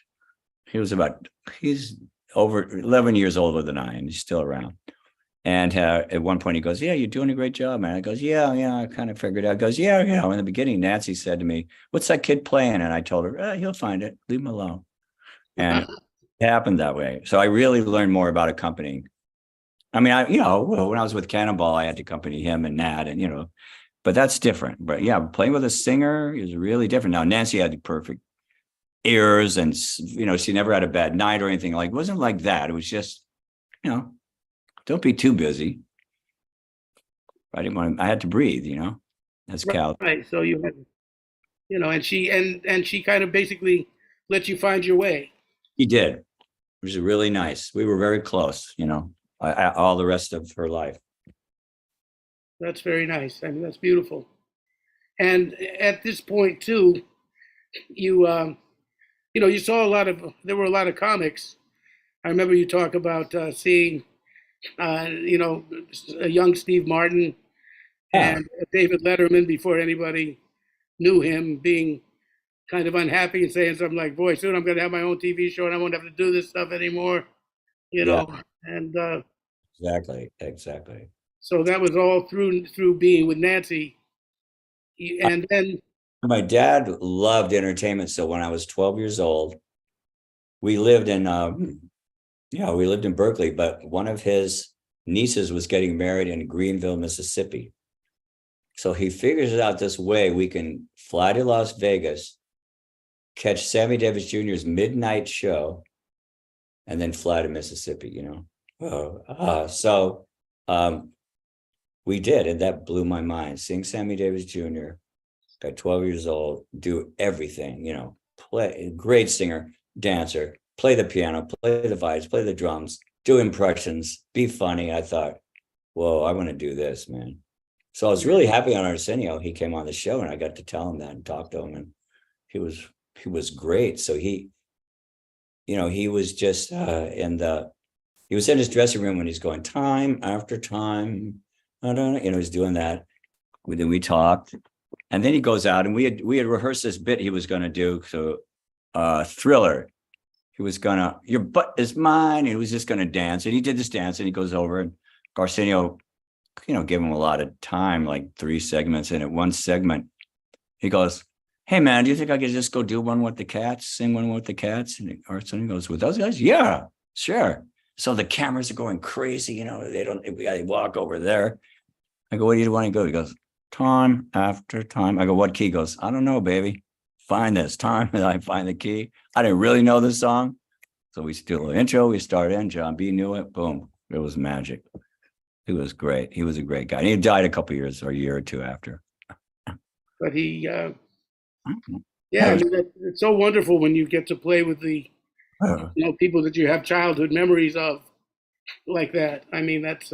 I jumped ahead to Arsenio Hall show, but yeah, it is so great because on Arsenio Hall show, which was, after I did Nancy for 5 years, most of my big things have been 5 years, and Nancy was that, again, like I said, it was great. But at a certain point, I was 31.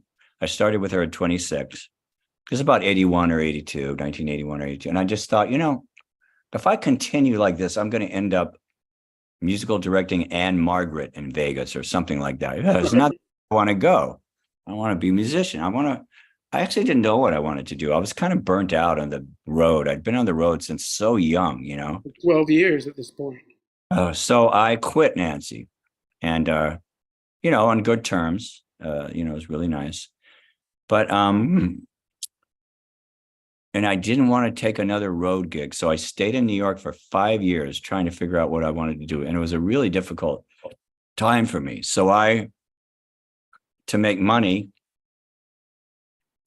I was really poor. I had a cheap apartment, thank God. It was like, 200. You had to save money from Nancy? No, I didn't make that much money. I make about $20,000 a year. It's not enough to save. I had an accountant. I said, hey, do you think now I'm with Nancy, I can put it together? He goes, New York City, 20,000. Just have a good time. You're not going to do anything. It wasn't, I mean, $1,000. Almost bad playing jazz. Gee, I thought you were doing much better than me. No, not much. Oh, not well. And when we were off, I'd go to unemployment. So anyway, Club 90, that's what they call it. So anyway, so I'm spending these 5 years. I go, okay, I'm going to teach piano lessons and I'm going to do vocal coaching, working with singers, because I could do that. So I put it in The Voice, and I started getting students, and I did really not like to do it, but they come to my house and I do it for the money, and I didn't charge that much. I don't remember what it was. And then also I had a friend who was working at a restaurant on 42nd Street, and they wanted to have entertainment. So he hired me to book the entertainment. So I'd go down, and I know, if I get there at lunchtime, I'm going to get a free meal. That was pretty good food. And I'm going to sit there and work and book the entertainment. I'll book myself in one night a week, But it was more cabaret, but, play the piano, sing a little bit. And then I thought, okay, maybe I better do some club dates, So I got with this club date, that's where we go do the weddings and the parties. It was a fucking nightmare, man. This guy, flute player I ever heard, that ran it. And I mean, there was so many terrible gigs. I talked a little bit in the book about my worst gig, where I was friends with the actor Robert Duvall, who was a great guy. New Year's Eve gig, right? Right. So I met Me through a friend's girlfriend. And anyway, he took a liking to me. He loved musicians. So we would spend a lot of time together. I had no bread. He never let me pay for anything. Going, God, I got it. Hey, Mike. So one night, he's had an amazing New Year's Eve party at his house. He had a beautiful 2-story, was broken through 2 stories. It had been Enrico Caruso's apartment on 86th between Broadway and West. Really, me, I was on 92nd. And so he had this huge party, and I'm playing Pat Metheny's playing guitar with me, Willie Nelson, Christine Ebersol sitting on the bench singing. All these famous people are there, Glenn Close. It's going crazy. And I have to split because I had a club date gig in Queens. So I get my little keyboard and my drumulator drum machine and a little microphone and amp, and I get in the cab, and I go out to Queens, and it's these 3 couples, 3 tough kind of mafia type couples, and I just set my stuff up. And it's like I have to have a fake book of songs because I don't know rock and roll songs. I have like a Stevie Wonder fake book, and I'm just sucking, and doing all this stuff. And finally, they were nice enough.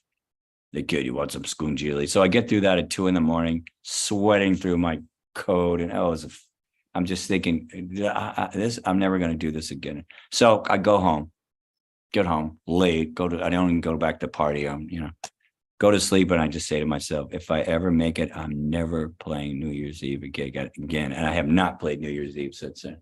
Well, I understand that so well. When I was, I did this tour in Europe with a singer named Miriam Klein, who was a Swiss singer. Nice. She loved Billie Holiday.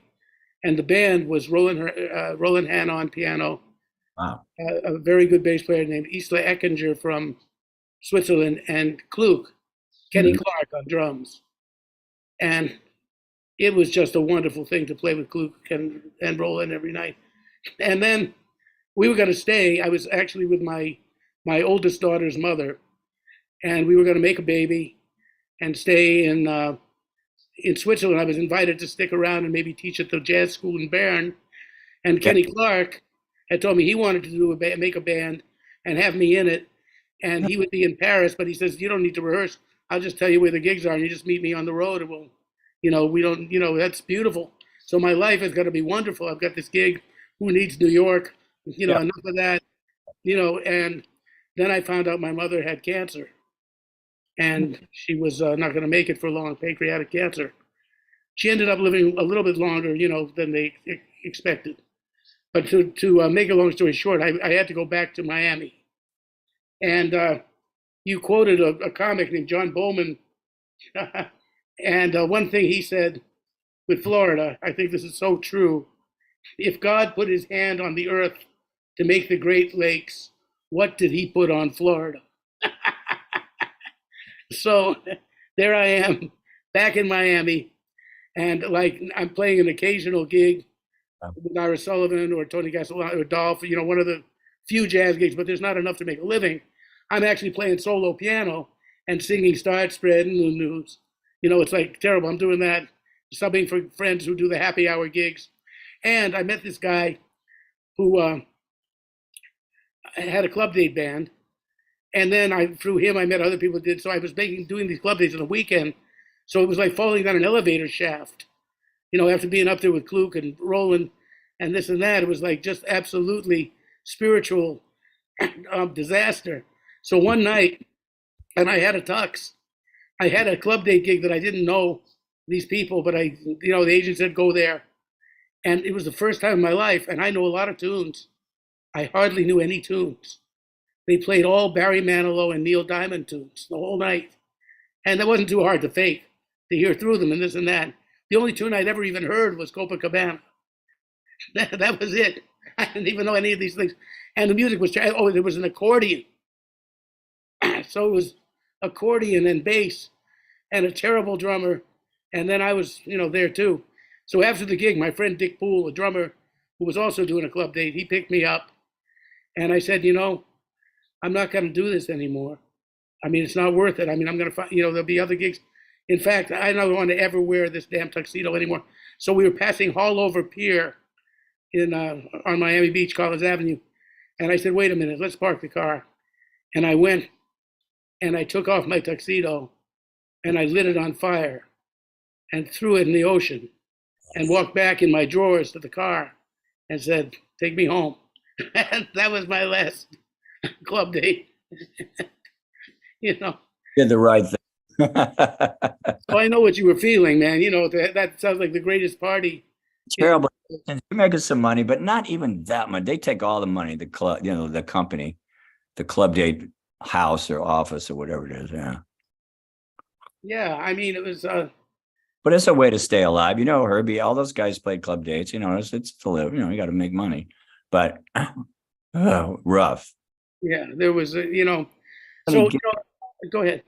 Just yeah, I said, and I'm just coming back to me like you're talking about the Surf Mate. At least that was a jazz gig.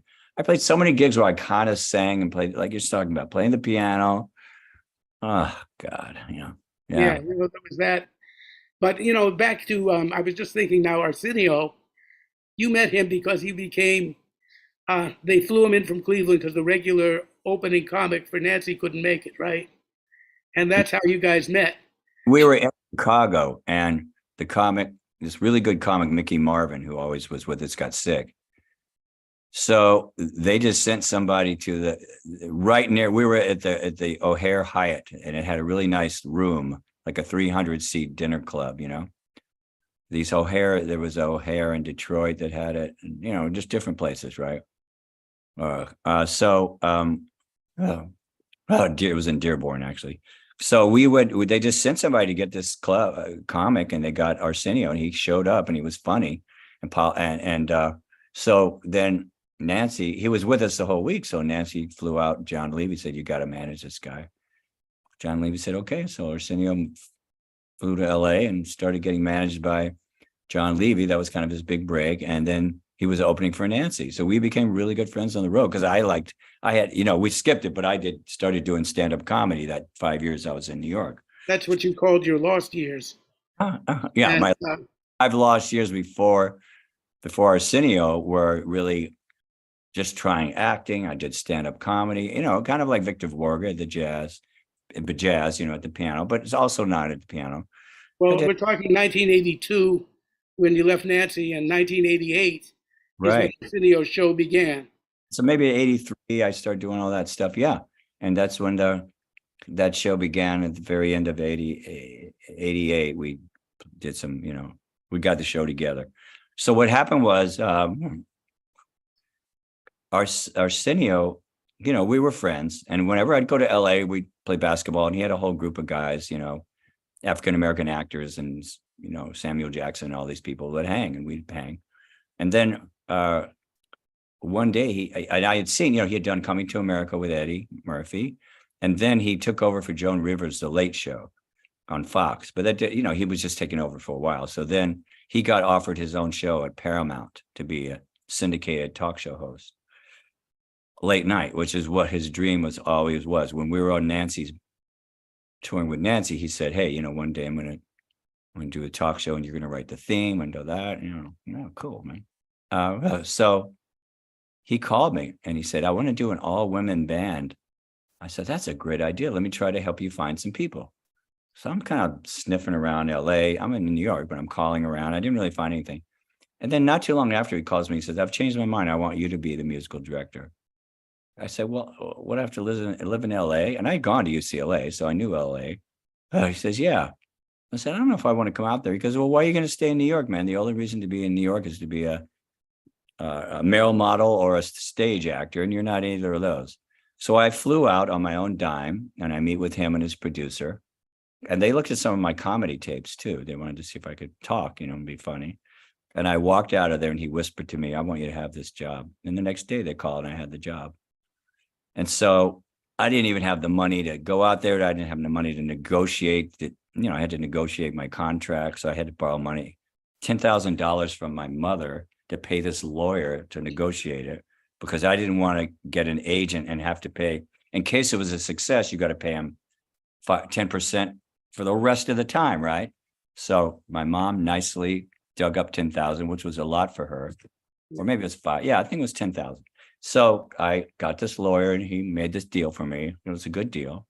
and that was it. I didn't have to pay any. I didn't pay any, percentages to anybody. And we auditioned the musicians, and I told Arsenio, I don't really want to audition bass players. I just like to use John B. He goes, I remember John B, because John B had been on the Tonight Show for a long time. So I knew he knew all the ins and outs. He would help me. And he's a great guy and a great bassist, perfectly in tune. He could play electric bass, keyboard bass. He played everything, all the hip stuff, beautiful stand-up. So he said, great, you don't have to audition bass players. But we auditioned a million people and ended up with Peter Malnew on guitar, who I'd known. And then Terry Lynn Carrington was our drummer in the beginning. And there was a little girl. Oh, she was about 20 or 21, right? Yeah, she used to sit in with me when she was actually 10 and 11 years old. In Boston, right? In Boston, when I would come to town. Her father, Sonny, was a tenor player. Uh-huh. He would bring Terry to my gigs, and sometimes that's a real pain in the neck when people come and sit in with you and they want to bring these stage parents. But Sonny was cool. He was not your typical stage parent, He'd say, you think Terry might play a couple tunes with you? And I'd say, always love to hear her. And, and she grew nicely, Yeah, it was great. So by the time she was on that gig, she was playing really well. Really well. She was great. She'd already recorded with Wayne Shorter and had done her own album. She was on her way, She was on her way. So, I mean, that's why she didn't really stay at the show. She just had her own stuff to do. But and then we had this woman, Star Parodi.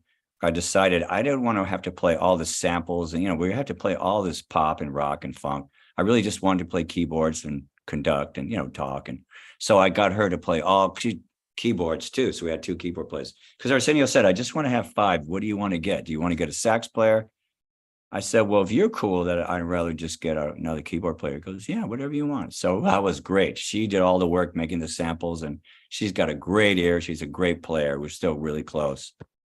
And she's a beautiful girl. It was perfect to have her in the band. It was great to have 2 girls in the band. It was super hip then, Well, it was an alternative to, there may be younger people listening to us and or watching us.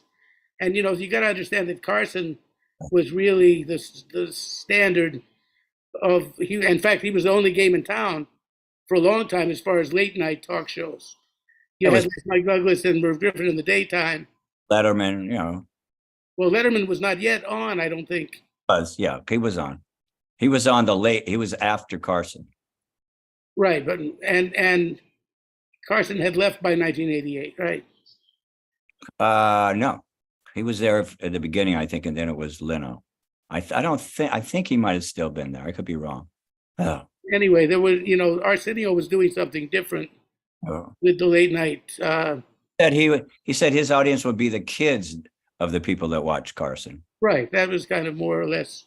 He would have all these people on, like Luther Vandross and, all these African-American artists. And then we went to hip hop and all that. And not only did they play, but he brought them on the couch to talk. And that was the difference, He really wanted them, the artists, to be able to talk about what they were doing. So the first time I really heard hip hop was Bobby Brown and, on stage going crazy. And, it was a great experience, for me. And then I got to play with millions of musicians. Everybody that was happening would come and we'd either play with their hit song or they would sit in with us or both.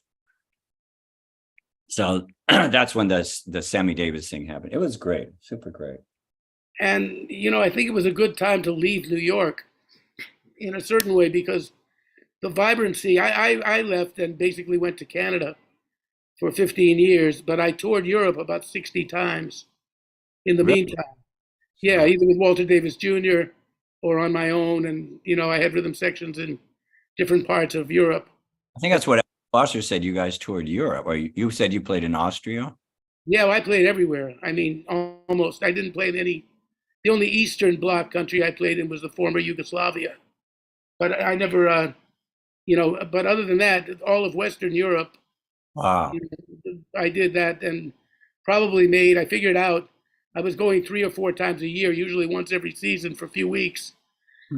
And when you do that for 15 years, you go, gosh, that's like when I added up cumulatively, it was like I made probably 60 or 70 trips in 15 years touring. And, so there was a lot of that. And New York had become very dangerous, and I didn't want my daughter growing Uh, up. I mean, had I been very wealthy and could give her a private school and this kind of thing, I might have been different. But being in an average or middle class below, maybe lower middle class income. How could you move up to Canada? Did you have Canadian Well, passport? yeah, her mother was Canadian. She's the Great. sister of Steve Hall, the tenor player, who you may know Steve. But the thing was that I was going to move to Teaneck, New Jersey, and Rufus Reed had offered me a gig at William Patterson, but Yeah. she decided that it would be better to live. I also had a teaching offer in Montreal, Oh, good. and yeah, my friend Charles Ellison, who teaches up at Concordia University, he had invited me up and said, if you ever want to get off the road, he told me this years before, or out of New York, then I have a gig for you in Canada. So it was between William Patterson. I wanted to go to stay in New York and be around William Patterson and everything, which Joe Lovano later got that job that I turned down. And she wanted to go to Canada and you could have the baby for free there with a medical thing. And Yeah. anyway, Yeah. that was what put me there. And then we didn't stay together, and she moved to Toronto. So I moved to Toronto too because I promised myself that I would live in the same city where my daughter was. Yeah. And if we weren't together, we'd be, we parted amicably. The thing was, it's very hard to stay. Um, I think with your case, when you got married and everything, you weren't on the road anymore Oh, and I was 40 as years, much, I was 40 years old. I wasn't, I wasn't young. right? Yeah. And so, but when I was 40 years old, I was still traveling all the time. No, I wasn't traveling. I was traveling a little bit, but not a lot. No, Yeah. So I'm saying it's harder to keep a domestic situation it is. when you have that kind of situation. And I didn't want to play club dates or work in the studios. And that was all I know how to do is play jazz or work at Burger King. Those are, the two things I can do. I don't think I could work at Burger King, actually. I'd be messing up the orders and everything. But we won't, but so, that's my own story. But Oh, were you in Canada? so I was there actually for almost 15 years. Oh, And I came back from 1983 until 1997. And I came back to New York around 1997. But I would go into the city, and I mean, sometimes I'd spend part of the summer in the city, and but I really was. I guess I don't know. Life passed me by. I mean, or I wasn't that much on the scene anymore. yeah. It's funny because both you and I, during the '70s, were rather ubiquitous in New York. Everywhere you'd find us, and whenever there was a session or a thing, I remember you being around like that, and Sweet Basil and all those places. Yeah. yeah, and Basil, and and all that. But you stayed through the '80s, and I just didn't do that. Mm. So I'm saying that. So But it might have been nice to get away from all that stuff too, if you think about it. well, I got a chance to be with my child. I felt even if I was in New York, even if I was in Jersey, I'd be gigging. Somebody would say, "Take a month off from the university. Let's go on the road." For the first almost 3 years that my daughter was born, I took this university gig, and I didn't travel because I didn't want for my daughter to wonder what happened to me. How did like that teaching gig? Yeah, when she was old enough to know Oh, I why. said, like, did you like the teaching gig? Um, I like teaching. Um, I didn't like institutionalized teaching as much as Yeah. the private teaching, because when you teach privately, somebody's there because they want to be there. Yeah. They want to Right. give you some bread to study with you. When you're Right. teaching in an institution, you might have people that really aren't interested in that. And they've got to get the credit, or they've got to. So I don't have that much patience for that. Yeah. What do you think? I mean, in New York is also different. See, if you're teaching at Manhattan or the New School, I think you might have a different type of student. Teach it at NYU, and so it's a different kind of student because it's a university, so you got to have good grades and a good SAT score. So it might not get the same players as you would get in Manhattan or Juilliard or New School. I taught at New School before, but it's very international, and that's what's great about it. So I got students from China, from Japan, from South America, Colombia. It's interesting. It's really Well, interesting. that's what makes New York too, that you Exactly. have that. If you're teaching in somewhere else, No, you've got they people from they that area.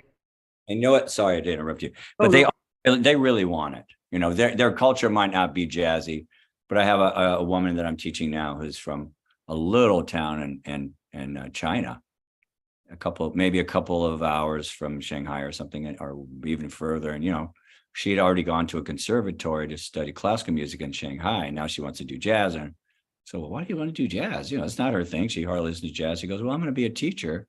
I want to know this. I said, okay, cool.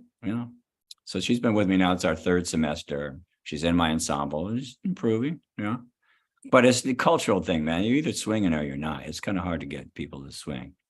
But That's the thing where you really, um, I do like doing master classes. Like I've done a lot of master classes all over the world, it's fun. and that's nice to do, a master class and even the artist in residence for a week somewhere is really fun. You feel after the week you feel like this is your family, and Yeah. you're having a wonderful time, and you hope you're giving people something to keep their whole life, and I enjoy that, but I think that it was. Mhm. I think then I taught in New York too at New Jersey City University for a few years, and I liked that. There were some good students there too. But Good. I think I'd rather oh you know uh, sure you'd rather play, but I think that there's an art to teaching, and I've enjoyed doing it. Well, I think it takes more energy than playing for sure. But I've learned how to do it. Whoa, it's not the easiest thing in the world.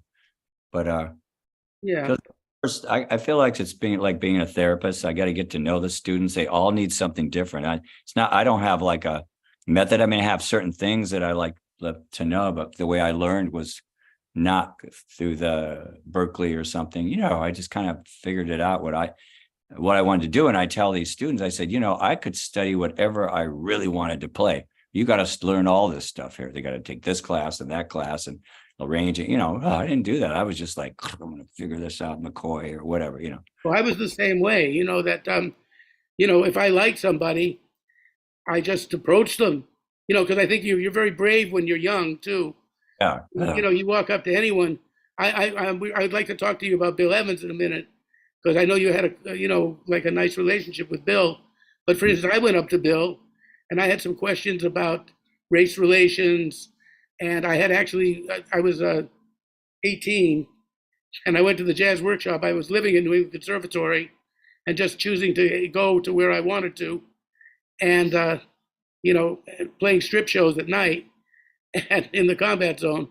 But I went to meet. I just decided I was having a little trouble with some of the cats were a bit racially biased. Some of the black guys, Oh, yeah. you know, some justifiably so, and others not. I think. But anyway, I went to Bill and I asked him about maybe becoming a classical musician. And I've told this story before, so I won't spend too long on it. And then he said he had considered that too, because it is a factor you think about being a white jazz musician. And then I said, well, what made you play jazz? And he kind of thought for a second, that beautiful eyes when he was thinking.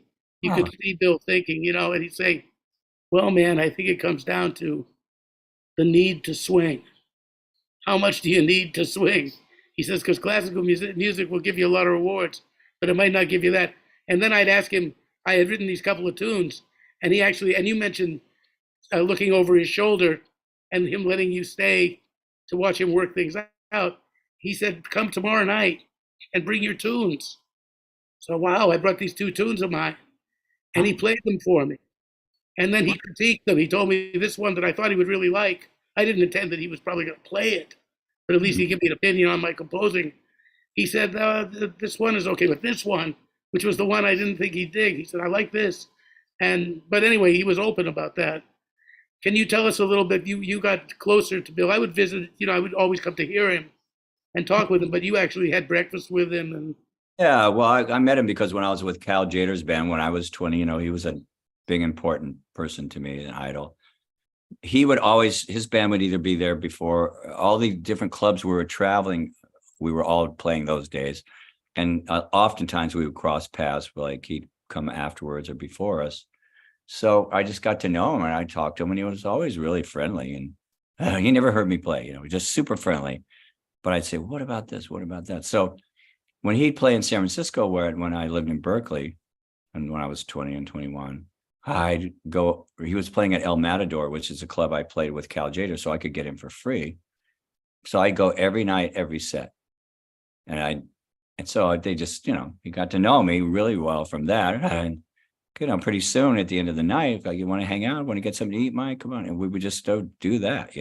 So I'd take him out to this place, Pam Pam, and we would sit and hang. I mean, I guess he had nobody to hang with, no chicks or whatever happening. And I would just ask him a million questions. I would pepper him. It's like, what about Miles? What about this? What do you do? What about this? What are you doing with this? And he was totally sweet. He goes, well, I've heard all the sounds, man. Whatever. It was always great. Wherever I saw him.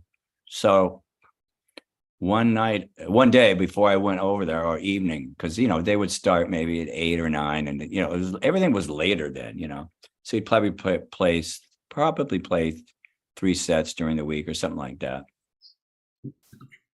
I was trying to figure out Stella by Starlight and really figure it out. And I'm going, wow, this tune, man, it's a little different. So I told him, hey, I'm working on Stella by Starlight. I have a little trouble. What do you think? He goes, well, Mike, the way I learned a tune is I play the melody on top and the bass note on the bottom and 2 inner voices inside. A chorale. I went, I'll try that. And that's my method. That's to get started. So when I work with these students, say, well, look, if you're doing the American Songbook standard, you type 2/5 thing, it's a great way to do it, to hear the 3rd and 7th and the way they move. 7th and the root and the melody. And then I started on my own going, well, wait a minute. The 7 doesn't have to go to 30, you can go up a half step. Then I started doing, because I practiced Bach chorales because of that. I said, well, let me check out these Bach chorales. Okay, you can do a lot of movement. So it just got me really. Right, you raise the 3rd, a half 7, you've got the secondary dominant. Yeah, whatever. Yeah, whatever, various things you can do. Exactly. Yeah, so that's that's what Miles called the 3rds and the 7ths the butter notes. Yeah. So I think that's a very good method for for understanding that. Us in about 10 days at NYU, where they do a podcast, and I'm just going to show the whole way I play on Stella, from that all the way to, and I'll say, look, I have about 5 or 6 different harmonic methods. I'm going to, playing answering with another hand, playing 2 chords at once, bichordal method, the Conor McCoy 4/3 method, bluesy, I just show all that. And then I play, because I'm not thinking that way when I play, I just play. Well, let's plug this. When are you going to do this and where, so people can check it out?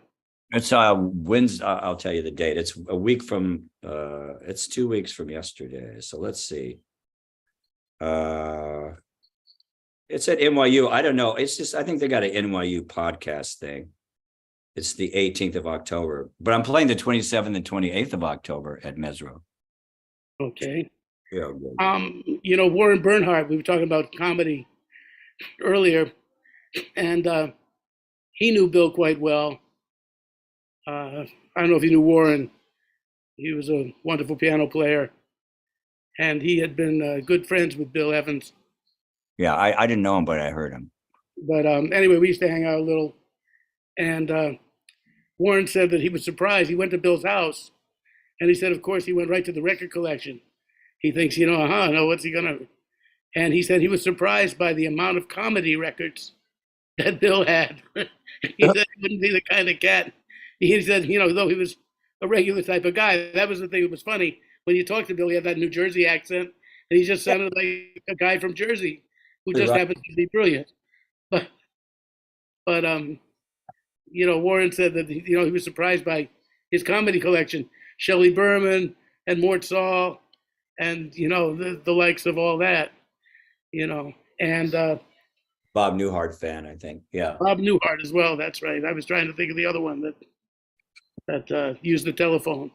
Yeah, and Chet Baker. The funny thing is, I saw you mentioned Gabe Kaplan as being one of the comics that you worked with Nancy, was it? He opened for us with Ayerto at Oh, with Ayrton, that's right. Paul's mom. And I was surprised when Chet Baker and I drove to California um, with his girlfriend at the time and another friend from New York to LA. He had this Gabe Kaplan record where he talked all about high school and this kind of stuff. And Chet, who was like, you would never think, he loved that record. He must have played it 5 or 6 times on the trip west. He liked the ranking and the stuff like that, you know. So it's funny. Now, I'm gonna get to your later life, meeting Polly, your wife, and all of that. But I wanted to talk about that, what you called the kind of The time, what? Not to interrupt, but you cats are at 2 hours already. You've had a great conversation. We got to wind it down because I'm not sure how much room Bob has on his Zoom account. Well, you know, I wanted to. Okay, we have more to discuss, I would say. Yeah. What's that, Mike? Why don't we just do another one another time? That'll be the second one. I think that's what we should do. Yeah, we got. I didn't want your wife to get mad at me because I haven't mentioned her yet. She won't get. Don't worry, she doesn't care. I wanted to pay attention to that and also to your children. Yeah, let's talk about all that stuff. We'll go more deeply into Arsenio. We'll talk about Naked Brothers Band and the cancer thing. We got a lot to talk about. Yeah, so why don't we leave that for the next time? And you know, we'll talk. I don't know what you're doing next week. I could do it next. Can we continue next week? Because it'd be great to keep the continuity. The same. Do you want to do it on? I think I do have a rehearsal. Wait, let me just see. Yeah, I can do it at this time next week. oh, great. So let's continue with Mike Wolff with part 2. Yeah, because I was thinking I actually have a student at 8 on. I've been teaching on Zoom, and that will work out. That's I'm going to get on at 4:20. Just send me another email, right? right. We'll send you a Zoom invitation, Yeah. and there we'll have it. And here we have the modern world. Hey, And, thanks so much, man. oh, thank you, Mike. It's been great to, you know, reconnect and to find out all this about your life and to tell people about this fascinating trip that your life has been on. Yeah, And we ain't through, folks. There's a whole bunch of other. Oh, you got started, man. Oh, we got more than started, I think. But Kidding. you That know, was great. I appreciate it. oh, I appreciated having you. So on that note, On that note, let's say goodbye till next week. Same time, same station for us. same station, and thank you, Jesse Kaiser. Yeah, Thank you, Mike Wolff. Wanted to get in before the Bill Evans, but we kept talking. So Yeah, and if you enjoyed it, please, I mean, give us however you do it in this world. I never can say give me a like because I didn't even want to be well liked in high school. I don't know how that all works, but we'll figure out a way to do it. We'll figure that out. And so this has been On the Real Side, and with our wonderful guest, Mr. Mike Wolff and Jesse Kaiser, who puts the whole thing together with me. Thanks, And Joe. we'll see you. Come See you. back next Thursday at 4:30, and we'll be part 2 with Mike Wolff. All right. See you. Bye. Bye bye.